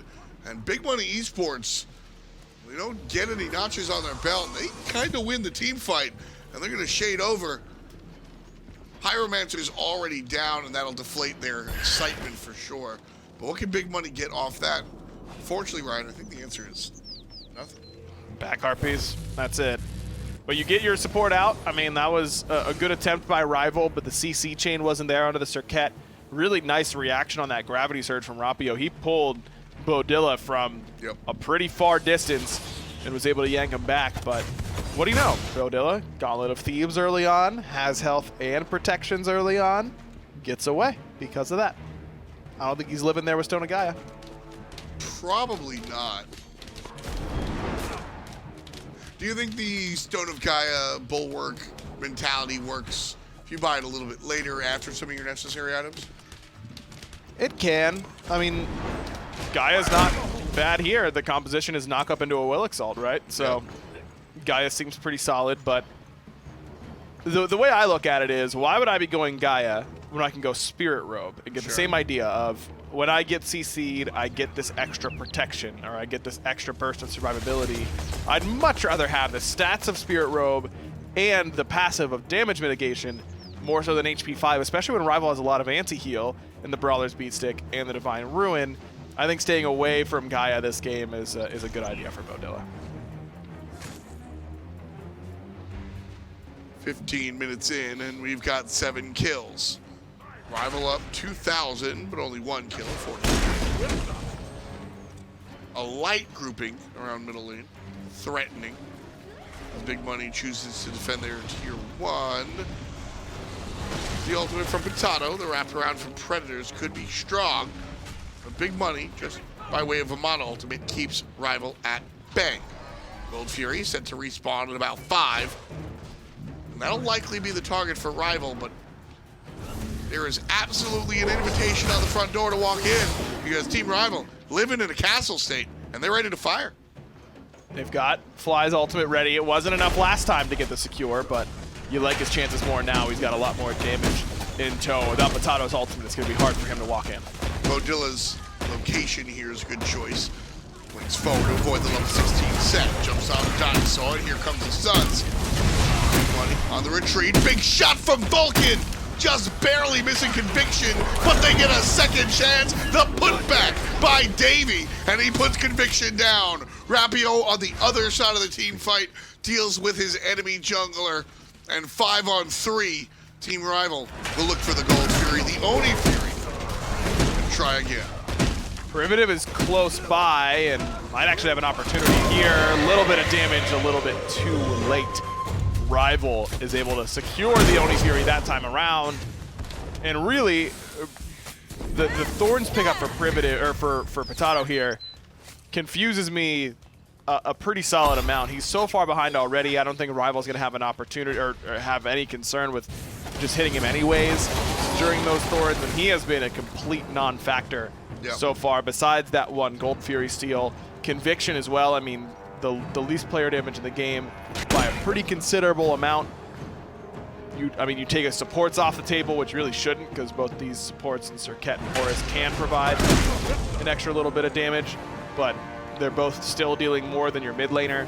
Conviction has not looked particularly comfortable here in the mid lane. I mean, remember, he was the ADC for this team for a while, and this is the meta. I mean, you move people around, you put your mids in long lane. Can we have that conversation? Because meta is the proposed overarching game, right? But proposed. We have seen teams not switch and be successful. I'm looking at Rival in the Pro League. Yeah. They're one of the top teams in the entire world, and Arkle is like, give me Rob, I don't care. Now, they've had their stumbles, but that is proof that, I don't know, I have maintained for a couple of years now that maintaining your team identity with an understanding of the meta is perhaps more important than just blindly following. I agree. I mean, we've seen a lot of teams do it with some degree of success. Not a whole lot of teams have stuck with it at this point. I don't think anyone has really stuck with it. Astral, I don't know if they consider Baronic the ADC and Crimson the mid now, because Crimson used to play mid. I don't know what their kind of game plan is, but well, they seem to swap the way we see LG swap. Just depend on the God pool. Like we saw when Agni came up, that sent Baronic over to the long lane. And when Baronic wanted to play in the middle lane, he could, which is nice. We've seen Space Station Gaming Pro League level completely change because in a positive way because of their change. And then, like I said, we've seen Rival stick to their guns. So we've seen teams do it, not do it, and in between. It really is just up to you guys and what your team is most comfortable with. And I don't know if Conviction looks comfortable in this in this mid lane. I agree. I mean, Privative's done a very good job. Really, that should be an insane matchup for Davey on that side of the map. I mean, Yeah. How does Merlin ever live against you if you freeze that lane up near your tower? He has to walk to it.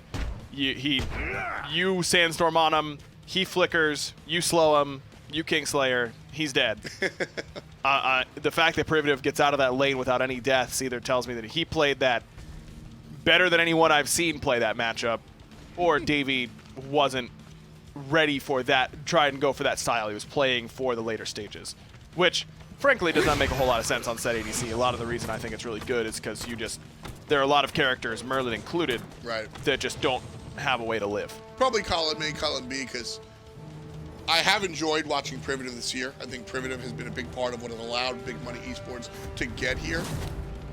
That said, I don't think he's the one chosen Merlin to break the set matchup, but he has been strong. So, a little bit of both worlds there. As Shadows gets the entirety of his world rocked. Jumps over the wall. Out of the support. Predators will intercept Shadows. Nice stun, but it's all spread out. Team Rival up north. Potato, though, through the ultimate, getting chewed up. Thorns, who cares? Big damage.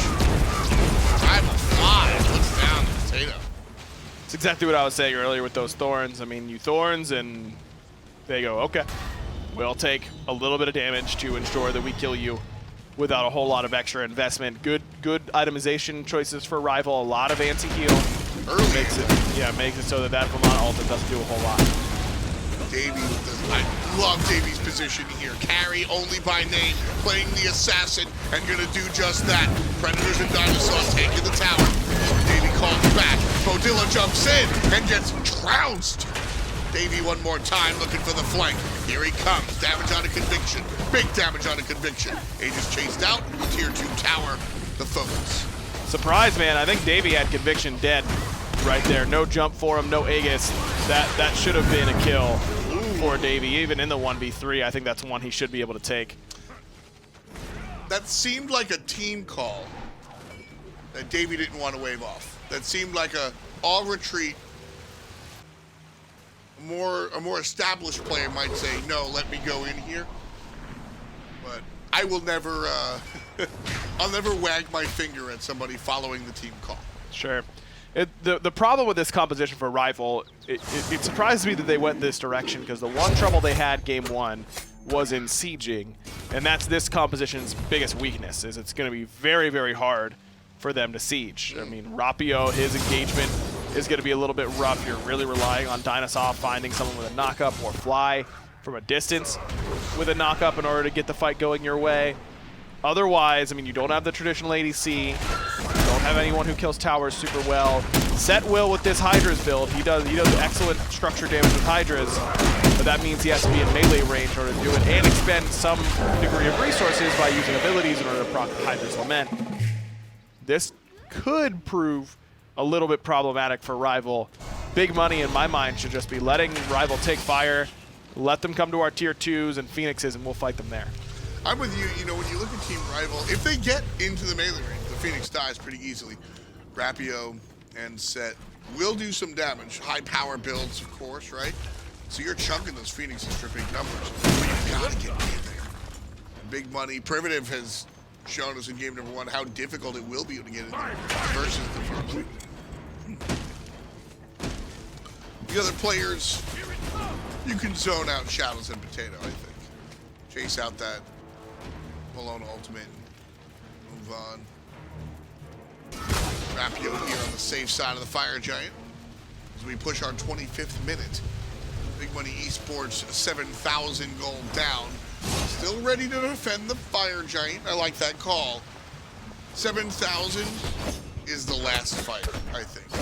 Once it gets to 10K, you're throwing your life away when you engage. Sure. 7K is the highest mountain you can climb, I think. And it's tough, but it's usually the fight where I say, all right, this is our Braveheart moment. We gotta win this one, otherwise we're playing defense the rest of the game. I don't know, man. I really feel like I'd be sitting on towers here. Already? I think I'd be giving it up. Yeah, because this is where Rival's fight is infinitely better. And the difference between fighting 7K on this Fire Giant and down 10K against Fire Giant on a Phoenix is not massive. You know, there's not a big difference there in my mind. You're right. I feel 7K is that moment where like if you get the right flank, if you pick off the right player, things can change. Math is still not completely unwieldy, but Big Money trying to decide, and that is ultimately not what to do. 5-on-4 is not what to do. RvlFly shows everybody what to do. And Beaudilla again gives his life to science. 1-4-0. Very unfortunate games here today for Big Money's support. Big Money still trickling in. Predators half and DineOhSaw half. But backline conviction getting destroyed by Rapio. The close range shot on the Vulcan, not good enough. And Predators on the run. Big smackdown from Potato, but he's surrounded by enemy jerseys. And Rapio is going to get that kill. I mean, Fly doing so much damage, as is Rapio, and Predator is just spitting in all around SweetPatato, and he spins him right into the ground. This should be an easy fire giant now for Rival. Davey was able to do exactly what you need to do with this sort of composition. It's a little bit awkward having the double assassin, no hunter, but because Rapio's in the back peeling, Davey goes in. That was really nicely done. DineOhSaw low, and Shadows will take him out. Probably get the fire giant, but are low. Jump forward from Beaudilla one more time, who has respawned because he's only level 13. The ultimate hits Davey, and Aegis is strong, but the screen, the body block, and Davey on his last legs has the heal from the Kingslayer. Shadows doesn't care, puts him down, trades it out. RvlFly does get it, but Davey going down is a pretty big deal. That's your guy that he only needs a couple seconds on that Phoenix if he can get there. Now it's going to take him a slightly longer amount of time. I think that was certainly worth Shadows' life. I'm sure he's pretty happy with that trade. Yeah, you dive the fire giant set every time, I believe. So, I'll take that one to the bank and run with it. Beaudilla coming back from the dead to get that as well. Only level 14 now. That's the benefit. Yep. I was legitimately surprised to see him there, I'm not gonna lie. Yeah. I mean, both supports.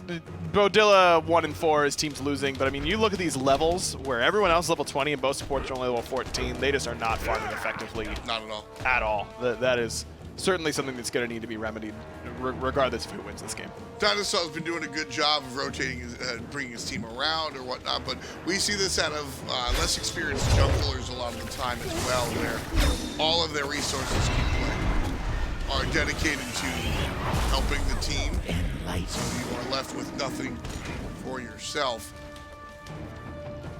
Be more selfish, man. Supports carry games.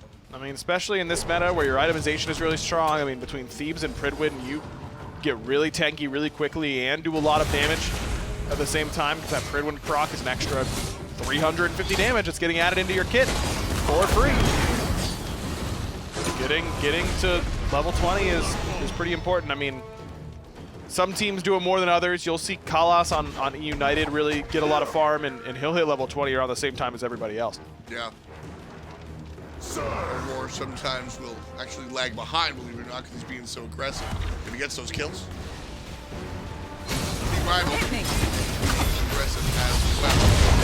The launch out from the Vulcan. Rapio has already taken care of the solo laner. Rival still pushing forward. The Predators just holding on to the tower. No problemo. Left side Phoenix will not be the choice. Mid lane tower also stands. Team Rival taking care of business real quick. Just gonna go tower by tower. They don't have a whole lot of time left in this fire giant though, Tom. Only a minute left. They only get 2 tier 2s. Big Money should be stoked about that. Look at how long it's taking them to do 2 tier 2s. This composition is really, really bad at killing towers. Rival needs to understand that they need to just get outright kills over these objectives whenever it comes time for Phoenix sieging. That's a scary task, even against a team that's down 12 or 14K. I'm with you there. They have to understand that they're a team fight team. We see sometimes when teams go double mage, there just isn't a look at the tower or the Phoenix. You just take the fight, because when everybody's dead, you can take 40 minutes to kill the objective, right? That's what Rival need to be looking at right now. There's no world where you can cheekily zone players out and have your hunter pow, pow, pow from the zone. Rapio and Davey have to be up close and personal, which is why I think they went for the tower instead of the Phoenix there, Ryan. They knew they didn't have a lot of time left with the Fire Giant. Probably wanted an entire new Fire Giant for Phoenix sieges. So they were just looking for the tower and will wait it off because they have to wait for the Fire Giant one more time. Plus, it's going to be enhanced, which is so much better at killing these objectives. You don't wait for minions, you remove backdoor protections instantly. It's a huge deal when taking down these towers, so I like the idea, but that did give Big Money time to farm. Now every carry is level 20. It's a little bit scary. Predators looking for Shadows. Zigzag from Beaudilla again puts him in harm's way, but a little tankier at this point, level 15. And the Serqet finds the exit up north. Davey on the zone. That right there, if Big Money catches him out, will tip Rival's hand. They're not looking for the objective at all. They're looking for the fight. Davey's not looking at the zone. He's just going to kill anybody that turns that corner. I guess zoning to the graveyard counts, right? Sure, and he does have very good objective damage, but so does Vulcan. Vulcan some of the highest because Turret is just an extra player that's auto-attacking away. There's the jump. Rival looking aggressively. Too early. Shadows. Maybe not. Still have HP. DineOhSaw dashes backwards. Predators by himself, pulling a Beaudilla. And the frenzy Red's popped dead. late. Down goes Predators. Potato traded? No, he's safe and sound. And Rival preemptively go in, jump the gun. And Team Rival all of a sudden. 4 versus 5. Unlikely Big Money can really take a Fire Giant off that, Ryan, but that's a bad look for Team Rival. Just a little bit of miscommunication on that execution. I mean, they were looking for Shadows because they knew his ultimate was down, so Predator's job is to blink in and knock him up so that Rapio can Gravity Surge him and we kill the Bellona for free. But I don't know if he whiffed the knock-up or if he was in the wrong stance, so he decides, oh, I'm just going to ult him, we'll kill him off that, and flies along for the ride and fires off the ultimate. Looks like it did land, though I thought it was going to be a little bit too early. But all Fly needs to do there is not ult. He needs to meatball. He needs to get the knock-up in order to pull Shadows out of position. The rest of Rival's position to hit someone that Rapio pulls, not to hit the person that Predators is dunking with that ultimate. And so Shadows is able to just walk away despite taking a whole bunch of damage off the back end of that ultimate. Predators also goes a little bit too deep as well. Rival, because as you said, the rest of Rival was in position to react to Rapio's pull. And so that puts Predators even further away from the team, knowing that they're kind of 2 train stops away instead of just 1. So Rival could react the way a lot of times teams will react to their solo laner, go in and call the all-in. Still though, Rival remain in the lead. 13 foul now. Beaudilla, nicely done. Yeah, that was nice. Keeps his Magi's cloak, but does lose the ward battle, which as we know is the #1 sign of support dominance. Oh yes. Need to have my vision.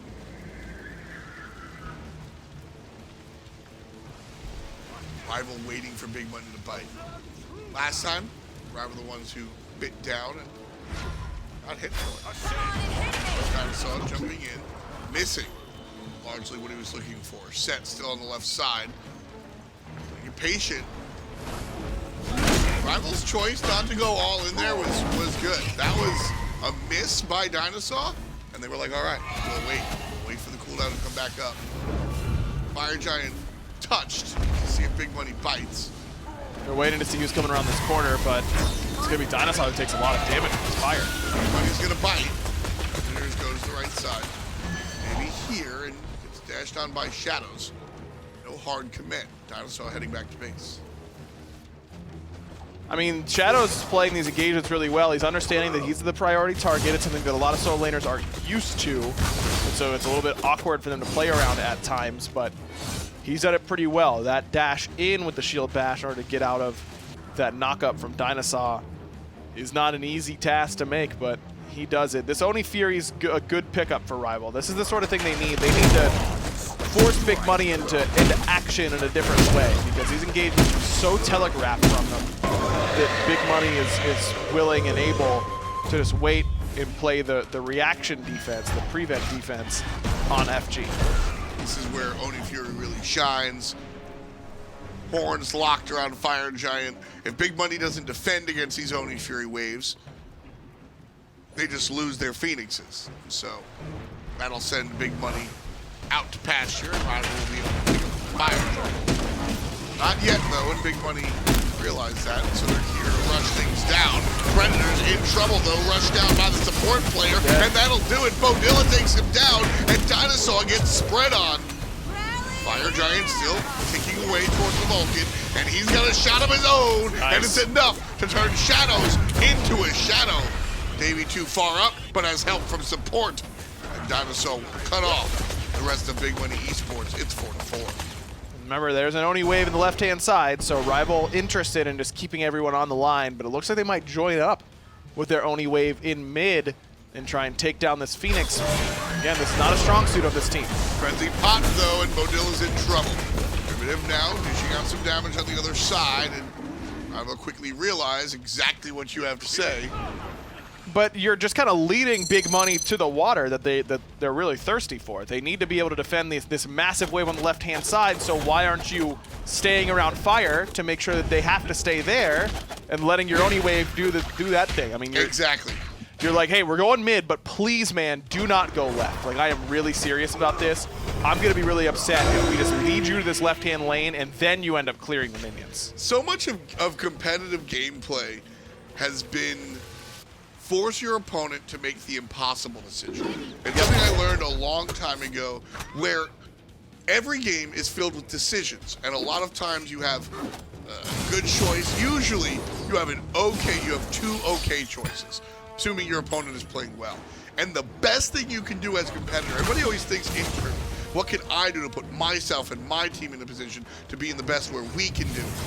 A lot of times it's tossing the hot potato to your opponent saying, all right, both decisions you make are wrong. Yep. And that's what the Oni Fury allows you to do. Team Rival kind of negate their own push. And now we're back to square one. No relics for Davey. That's the biggest difference between the last engagement and this one. A couple items that got purchased. I mean, Davey was able to sell his boots, get a Titan's Bane. Same for Fly, but instead of Titans, he gets a Rod of Tahuti. Those are big power spike items that are really, really relevant in this game. But I still don't think Rival can afford to play super aggressively until Davey's relics are up.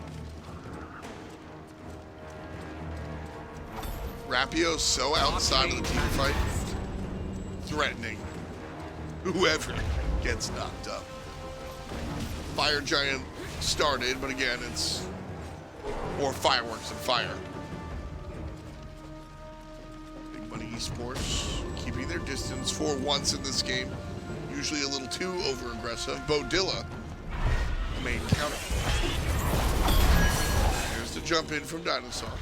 Wow, that was with Davey having no relics. That is absolute insanity. Battle's in trouble. Up down is going to stun one. Big Money Esports on the left-hand side trying to deal with Davey, who again has no relics and thus has no life. Shadows is the one to put him down. Predators in trouble as well. Big Money chasing out the solo laner. The big damage out of Potato. Nice knock-up. DineOhSaw will provide the help. Beaudilla looking for the basic, can't find it. And again, DineOhSaw provides the help. Big Money Esports win the team fight. I mean, this is just such a lack of patience. I mean, it's not even lack of patience. Rival's been over-patient, but there, I mean, DineOhSaw goes in with Davey in tow when he's got no relics. That pulls him really far out of position. Rapio goes in and gets insta-kill, doesn't even use his beads right there. Trying to chase players off of Fire Giant. If we've spent the last 20 minutes trying to knock up a tank and Awilix pull them in, right, and Big Money is successfully defended against every single one of those, why are we trying to do it for the 21st minute? Why do we think that this one is going to be the one? This one's going to be the one that works. Someone on Rival's got to come up with a secondary plan. I completely agree, and I'm usually the one up here saying, you know, run it back, try it again, pick the same god. But twice, maybe. You know, 3 times is pushing it. Fire Giant, they don't get anything for it. Ooh. And look, a lot of credit goes to Big Money. They understood the game plan. They have played well around it. Shadows and Beaudilla have both understood what this idea is. Even Patato, who doesn't go Purification Beats against this comp, has been has been real quick on getting everything going on that ultimate, able to use it for CC immunity really consistently. Big Money's played well, but Rival was up how much gold in this game? Yeah. Yeah, 15. 15K. Sounds about right. Yeah, you gotta close those out. You saw the issue earlier, and you know, this was Big Money Esports coming through and understanding what was an issue from game number 1 to game number 2, and that's what at the core of it, that's what you do in a competitive series of games. Realize that Rival, it's interesting, Big Money didn't kind of didn't fix what they had been doing wrong. I think we still see Beaudilla a little bit too trigger happy. I think we see Big Money Esports a little bit too over aggressive at times, but they identified what Rival were doing poorly, and that's ending the game, and Big Money has done everything to assist in that roadblock. I also think it just comes back to picks and bans. I mean, it's like, hey guys, we played really well that game, but we just had a little bit of trouble sieging. Let's take a comp with no ADC. Yeah, it was a little rough. I mean, if the game plan was we can't siege, so let's just make it so we don't have to. We'll just roll them with this set and the Awilix and all these knockups, and we'll just snowball the game, and we won't have to worry about sieging 5-on-5. Seems like a bit of a pipe dream, but it can happen. Maybe that's what Rival's plan was, but I don't know, man. I mean, I'm trying to pick something like Thoth that can break these sieges really well. Ratatosker, split the map. I mean, there's a lot of things you can do when you're having trouble sieging. That's true. To that point, we are 42 minutes to our game number 2. Big Money Esports have the momentum. Fire Giant around their waists. Mid lane tower goes down. Gold, past the point where I want to talk about it. The only remaining tower for Team Rival, about to crumble as well. Is Privative, can we see if he has a pot on right now? Because he hasn't sold his boots quite yet, which leads me to believe he bought some sort of pot, a 3K of some sort. Fly does not have one, but no 3K or 500 pot for him right now, actually. No 500 is a little bit surprising. Yeah. This is the moment. Big Money have the wind in their sails. Pushing down the right side lane. Fire Giant still on as well. Where Big Money have to make their big money. This is the moment, and they move forward. Potato dealing with 2 in the back line. The rest of the team have halfway done with the Phoenix. Shadows gets 1. Davey answers back. Right side Bird. History. DineOhSaw going to try and find someone, and Privative, they have just overstayed. Goes for speed when no one else does, and that is a heartbreaker, man. I mean, that is the pressure of playing at this level. You're here for 43 minutes. You're finally pushing a little bit. You cannot be the only one to go for speed buff. Everyone else got the memo. Everyone else backs, and that is a huge open door now for Rival. Yeah. 53 seconds. Big Money's going for Pyromancer by convictions herself. The entire Team Rival barreling down this mid lane. DineOhSaw, no ultimate. We'll have to play it straight up and down. Knockup is good on the Shadows. Rapio pulls, forcing the up down. This is zigzag. DineOhSaw a little bit less tanky. Tower shots are good. Conviction can't find it. And the Oboe won't do it either.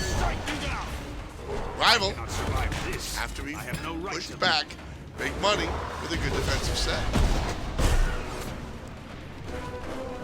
Look, man, we're 44 minutes in. Every time Shadows has been pulled in, he's up down. Every time. How are people still getting stunned by? We are still holding hands.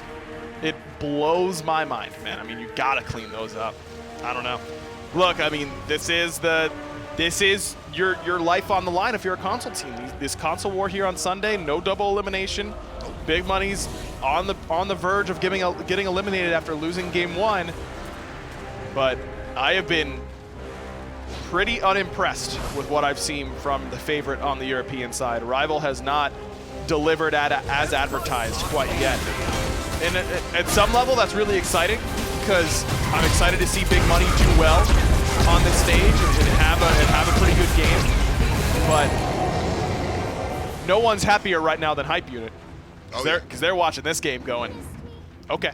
Exactly. Hype Unit came out here, and that was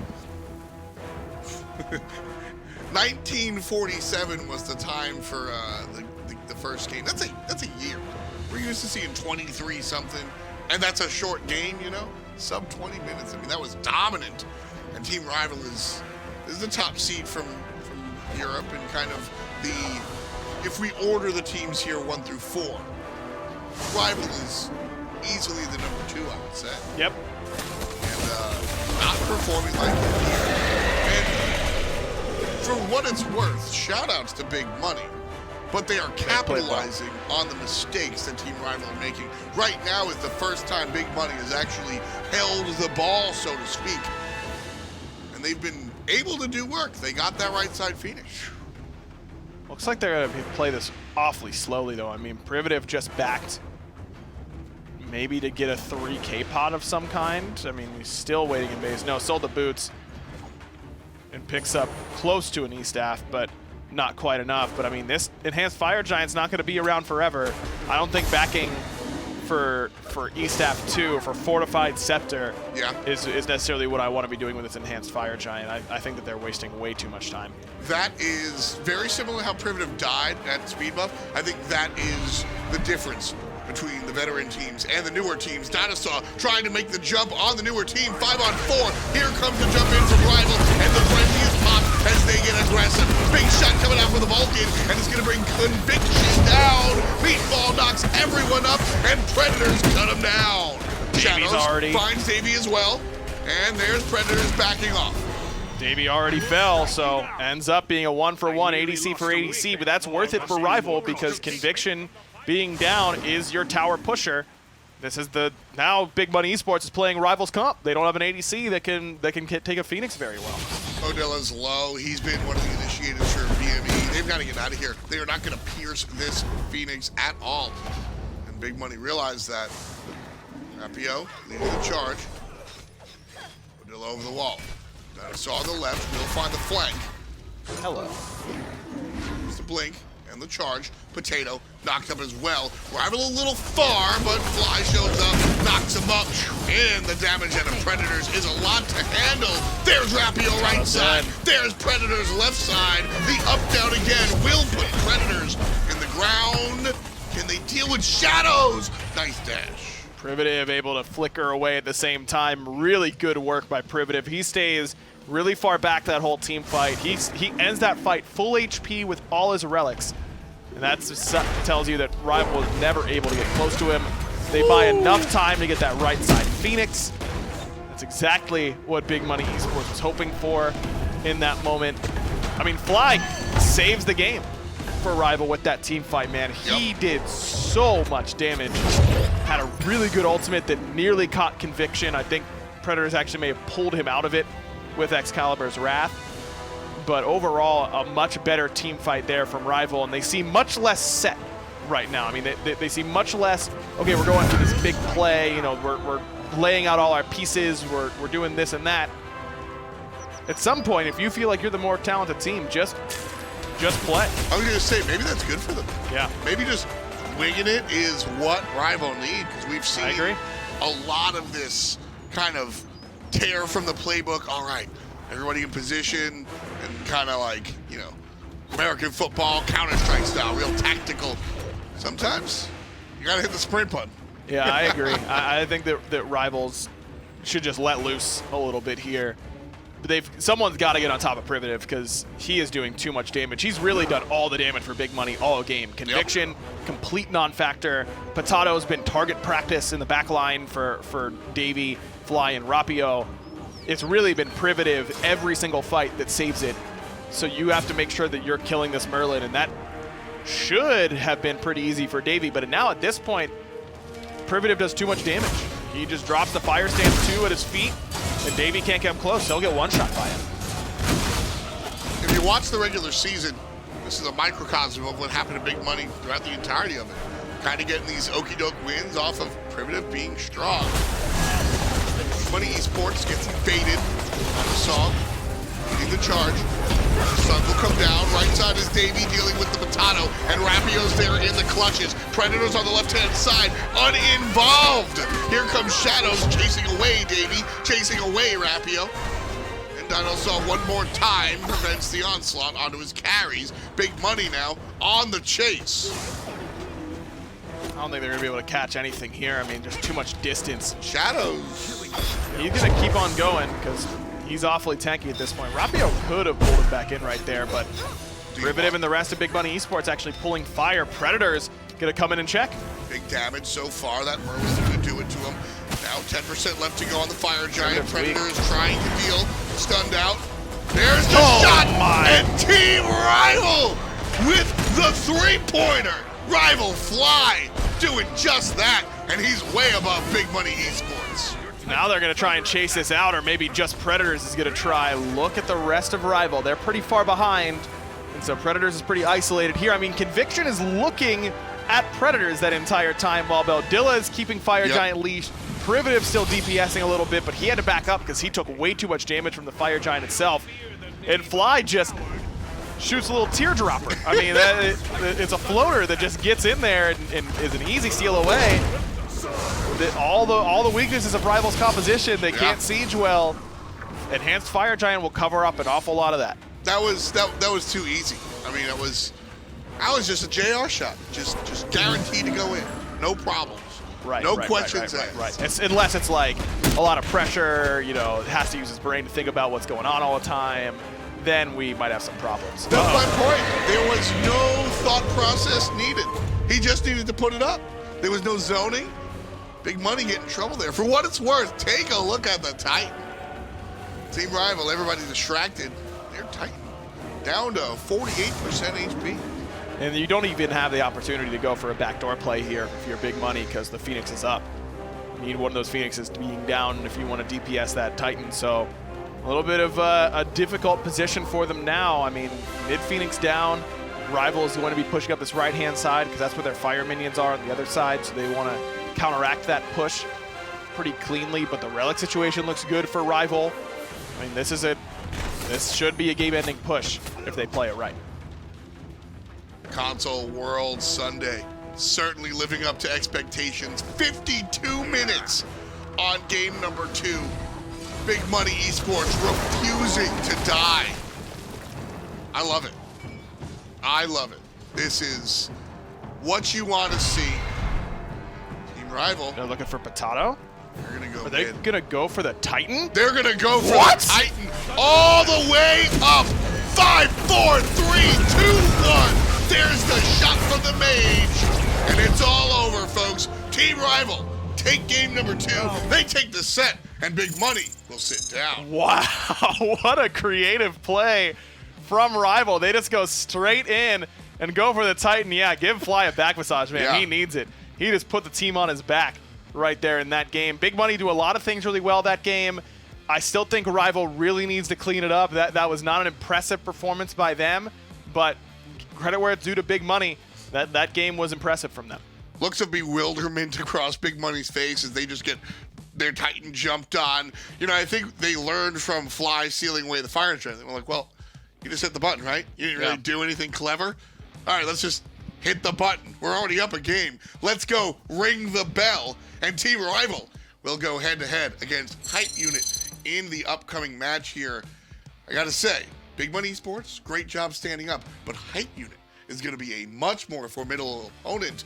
We'll see how this one goes. I mean, last licks, what's your take? I mean, Rival's got to clean it up, but remember, it isn't just today. They've made it now into that placement bracket that's going to play out this week, so it's not the last time we'll see them regardless of the outcome of the set against Hype Unit. Should be interesting. Rival, Hype Unit on the other side of this break.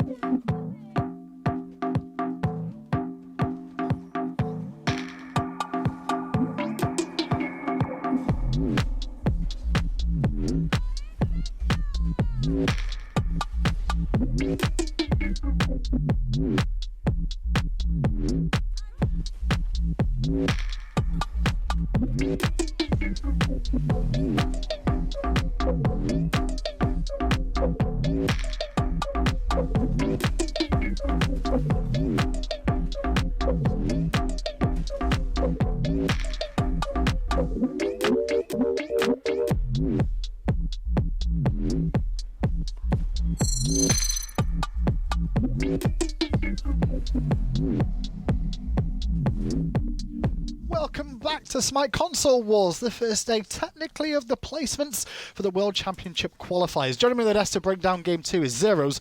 And Zeros, Rival versus Big Money Game 2, it went over 50 minutes in this one.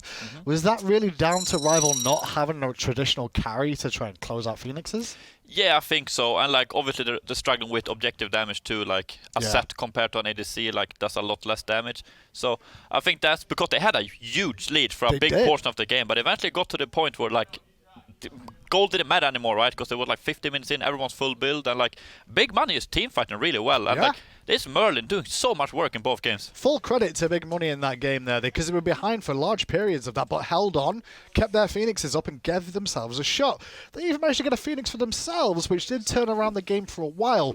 The problem was, as it continued on though, that Rival just found that one little bit of victory where they got a Phoenix in mid lane. Yeah, like obviously, that too, and then it's just the Vulcan steal on the fire games, right? Yeah. Big deal there.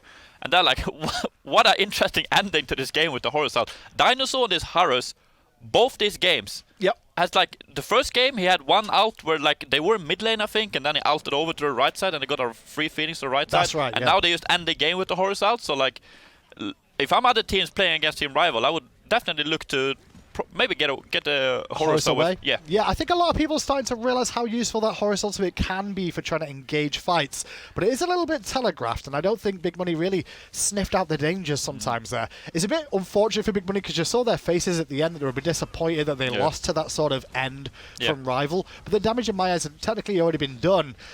There's only so much you can do against a whole 5-man team dropping onto your Titan with friends. Yeah, but that was super unpredictable. I would not expect him to go for Titan. I thought maybe they'd go for left Phoenix or like, something else. Mid, but like going straight for the Titan, that's a ballsy play. Because I mean, it was kind of close of like not getting it too. So like, super ballsy play. Yeah, it was ballsy, but I'm a little bit worried about them now that they're going to advance to face off Hype Unit in the next set momentarily. I mean, Hype Unit didn't look like they had anything to really worry about based off what we saw in these ones. Yeah, but then again, Hype Unit was against a team with 2 subs, right? So that's true. It's probably that. So they looked very like their 2 games was super stompy. So like obviously they look better, but then again, I think Big Money played really well here against Rival. So we'll see. I think next set's going to be close. Yeah, I've got to say, though, this composition the Rival put together, sure, early mid-game is great, but if you do get to a point where you need to siege up Phoenixes and you don't have anyone to take down the Phoenixes, you're going to have a bad time. Yeah, for sure. I mean, that's just the case. That's why it's always hard to draft these kind of things, right? That's what I think it was Dignitas who talked about it, like because they switched back Haru into mid now, but he was playing dual lane for a while. But they said like they always had trouble drafting because like they knew they could play a lot of like different stuff in the dual lane, but then like you could struggle with your team comp somewhere else, you know. Well, with that, Rival take it down 2-0, and we've got Rival members standing by, Rapio and Fly, to talk about how they feel about that victory. Congratulations on the game. We have Rapio and Fly, as Hinduman said.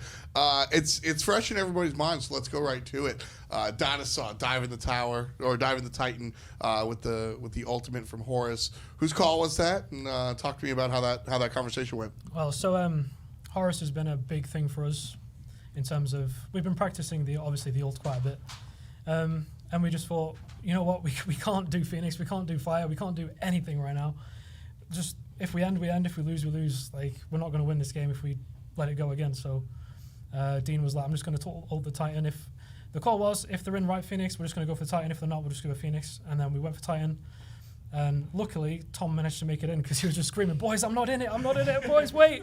And luckily he got in and, we ended the game. Flashbacks to elementary school, missing the bus, all right? I mean, that game too, super, super long. Obviously, the whole comp kind of depended around knocking up a tank, pulling them in with Awilix. I mean, at what point when, 35, 45 minutes in, when their tanks were playing pretty well, what was that kind of the conversations around those Fire Giant stalls? What was going on in the comps? So we started off in the early game kind of drafting our Awilix with the Vulcan, just like a knock-up comp, picking the tanks, the Serqet and the Bellona.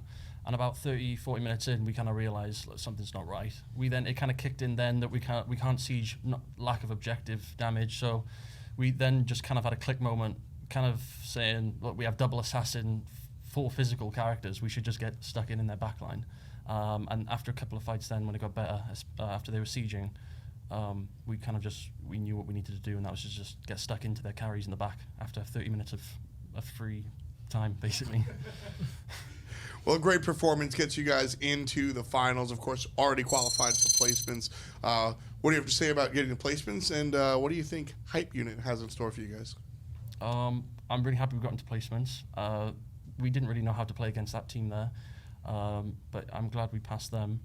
And in terms of Hype, they are really good, and we know that.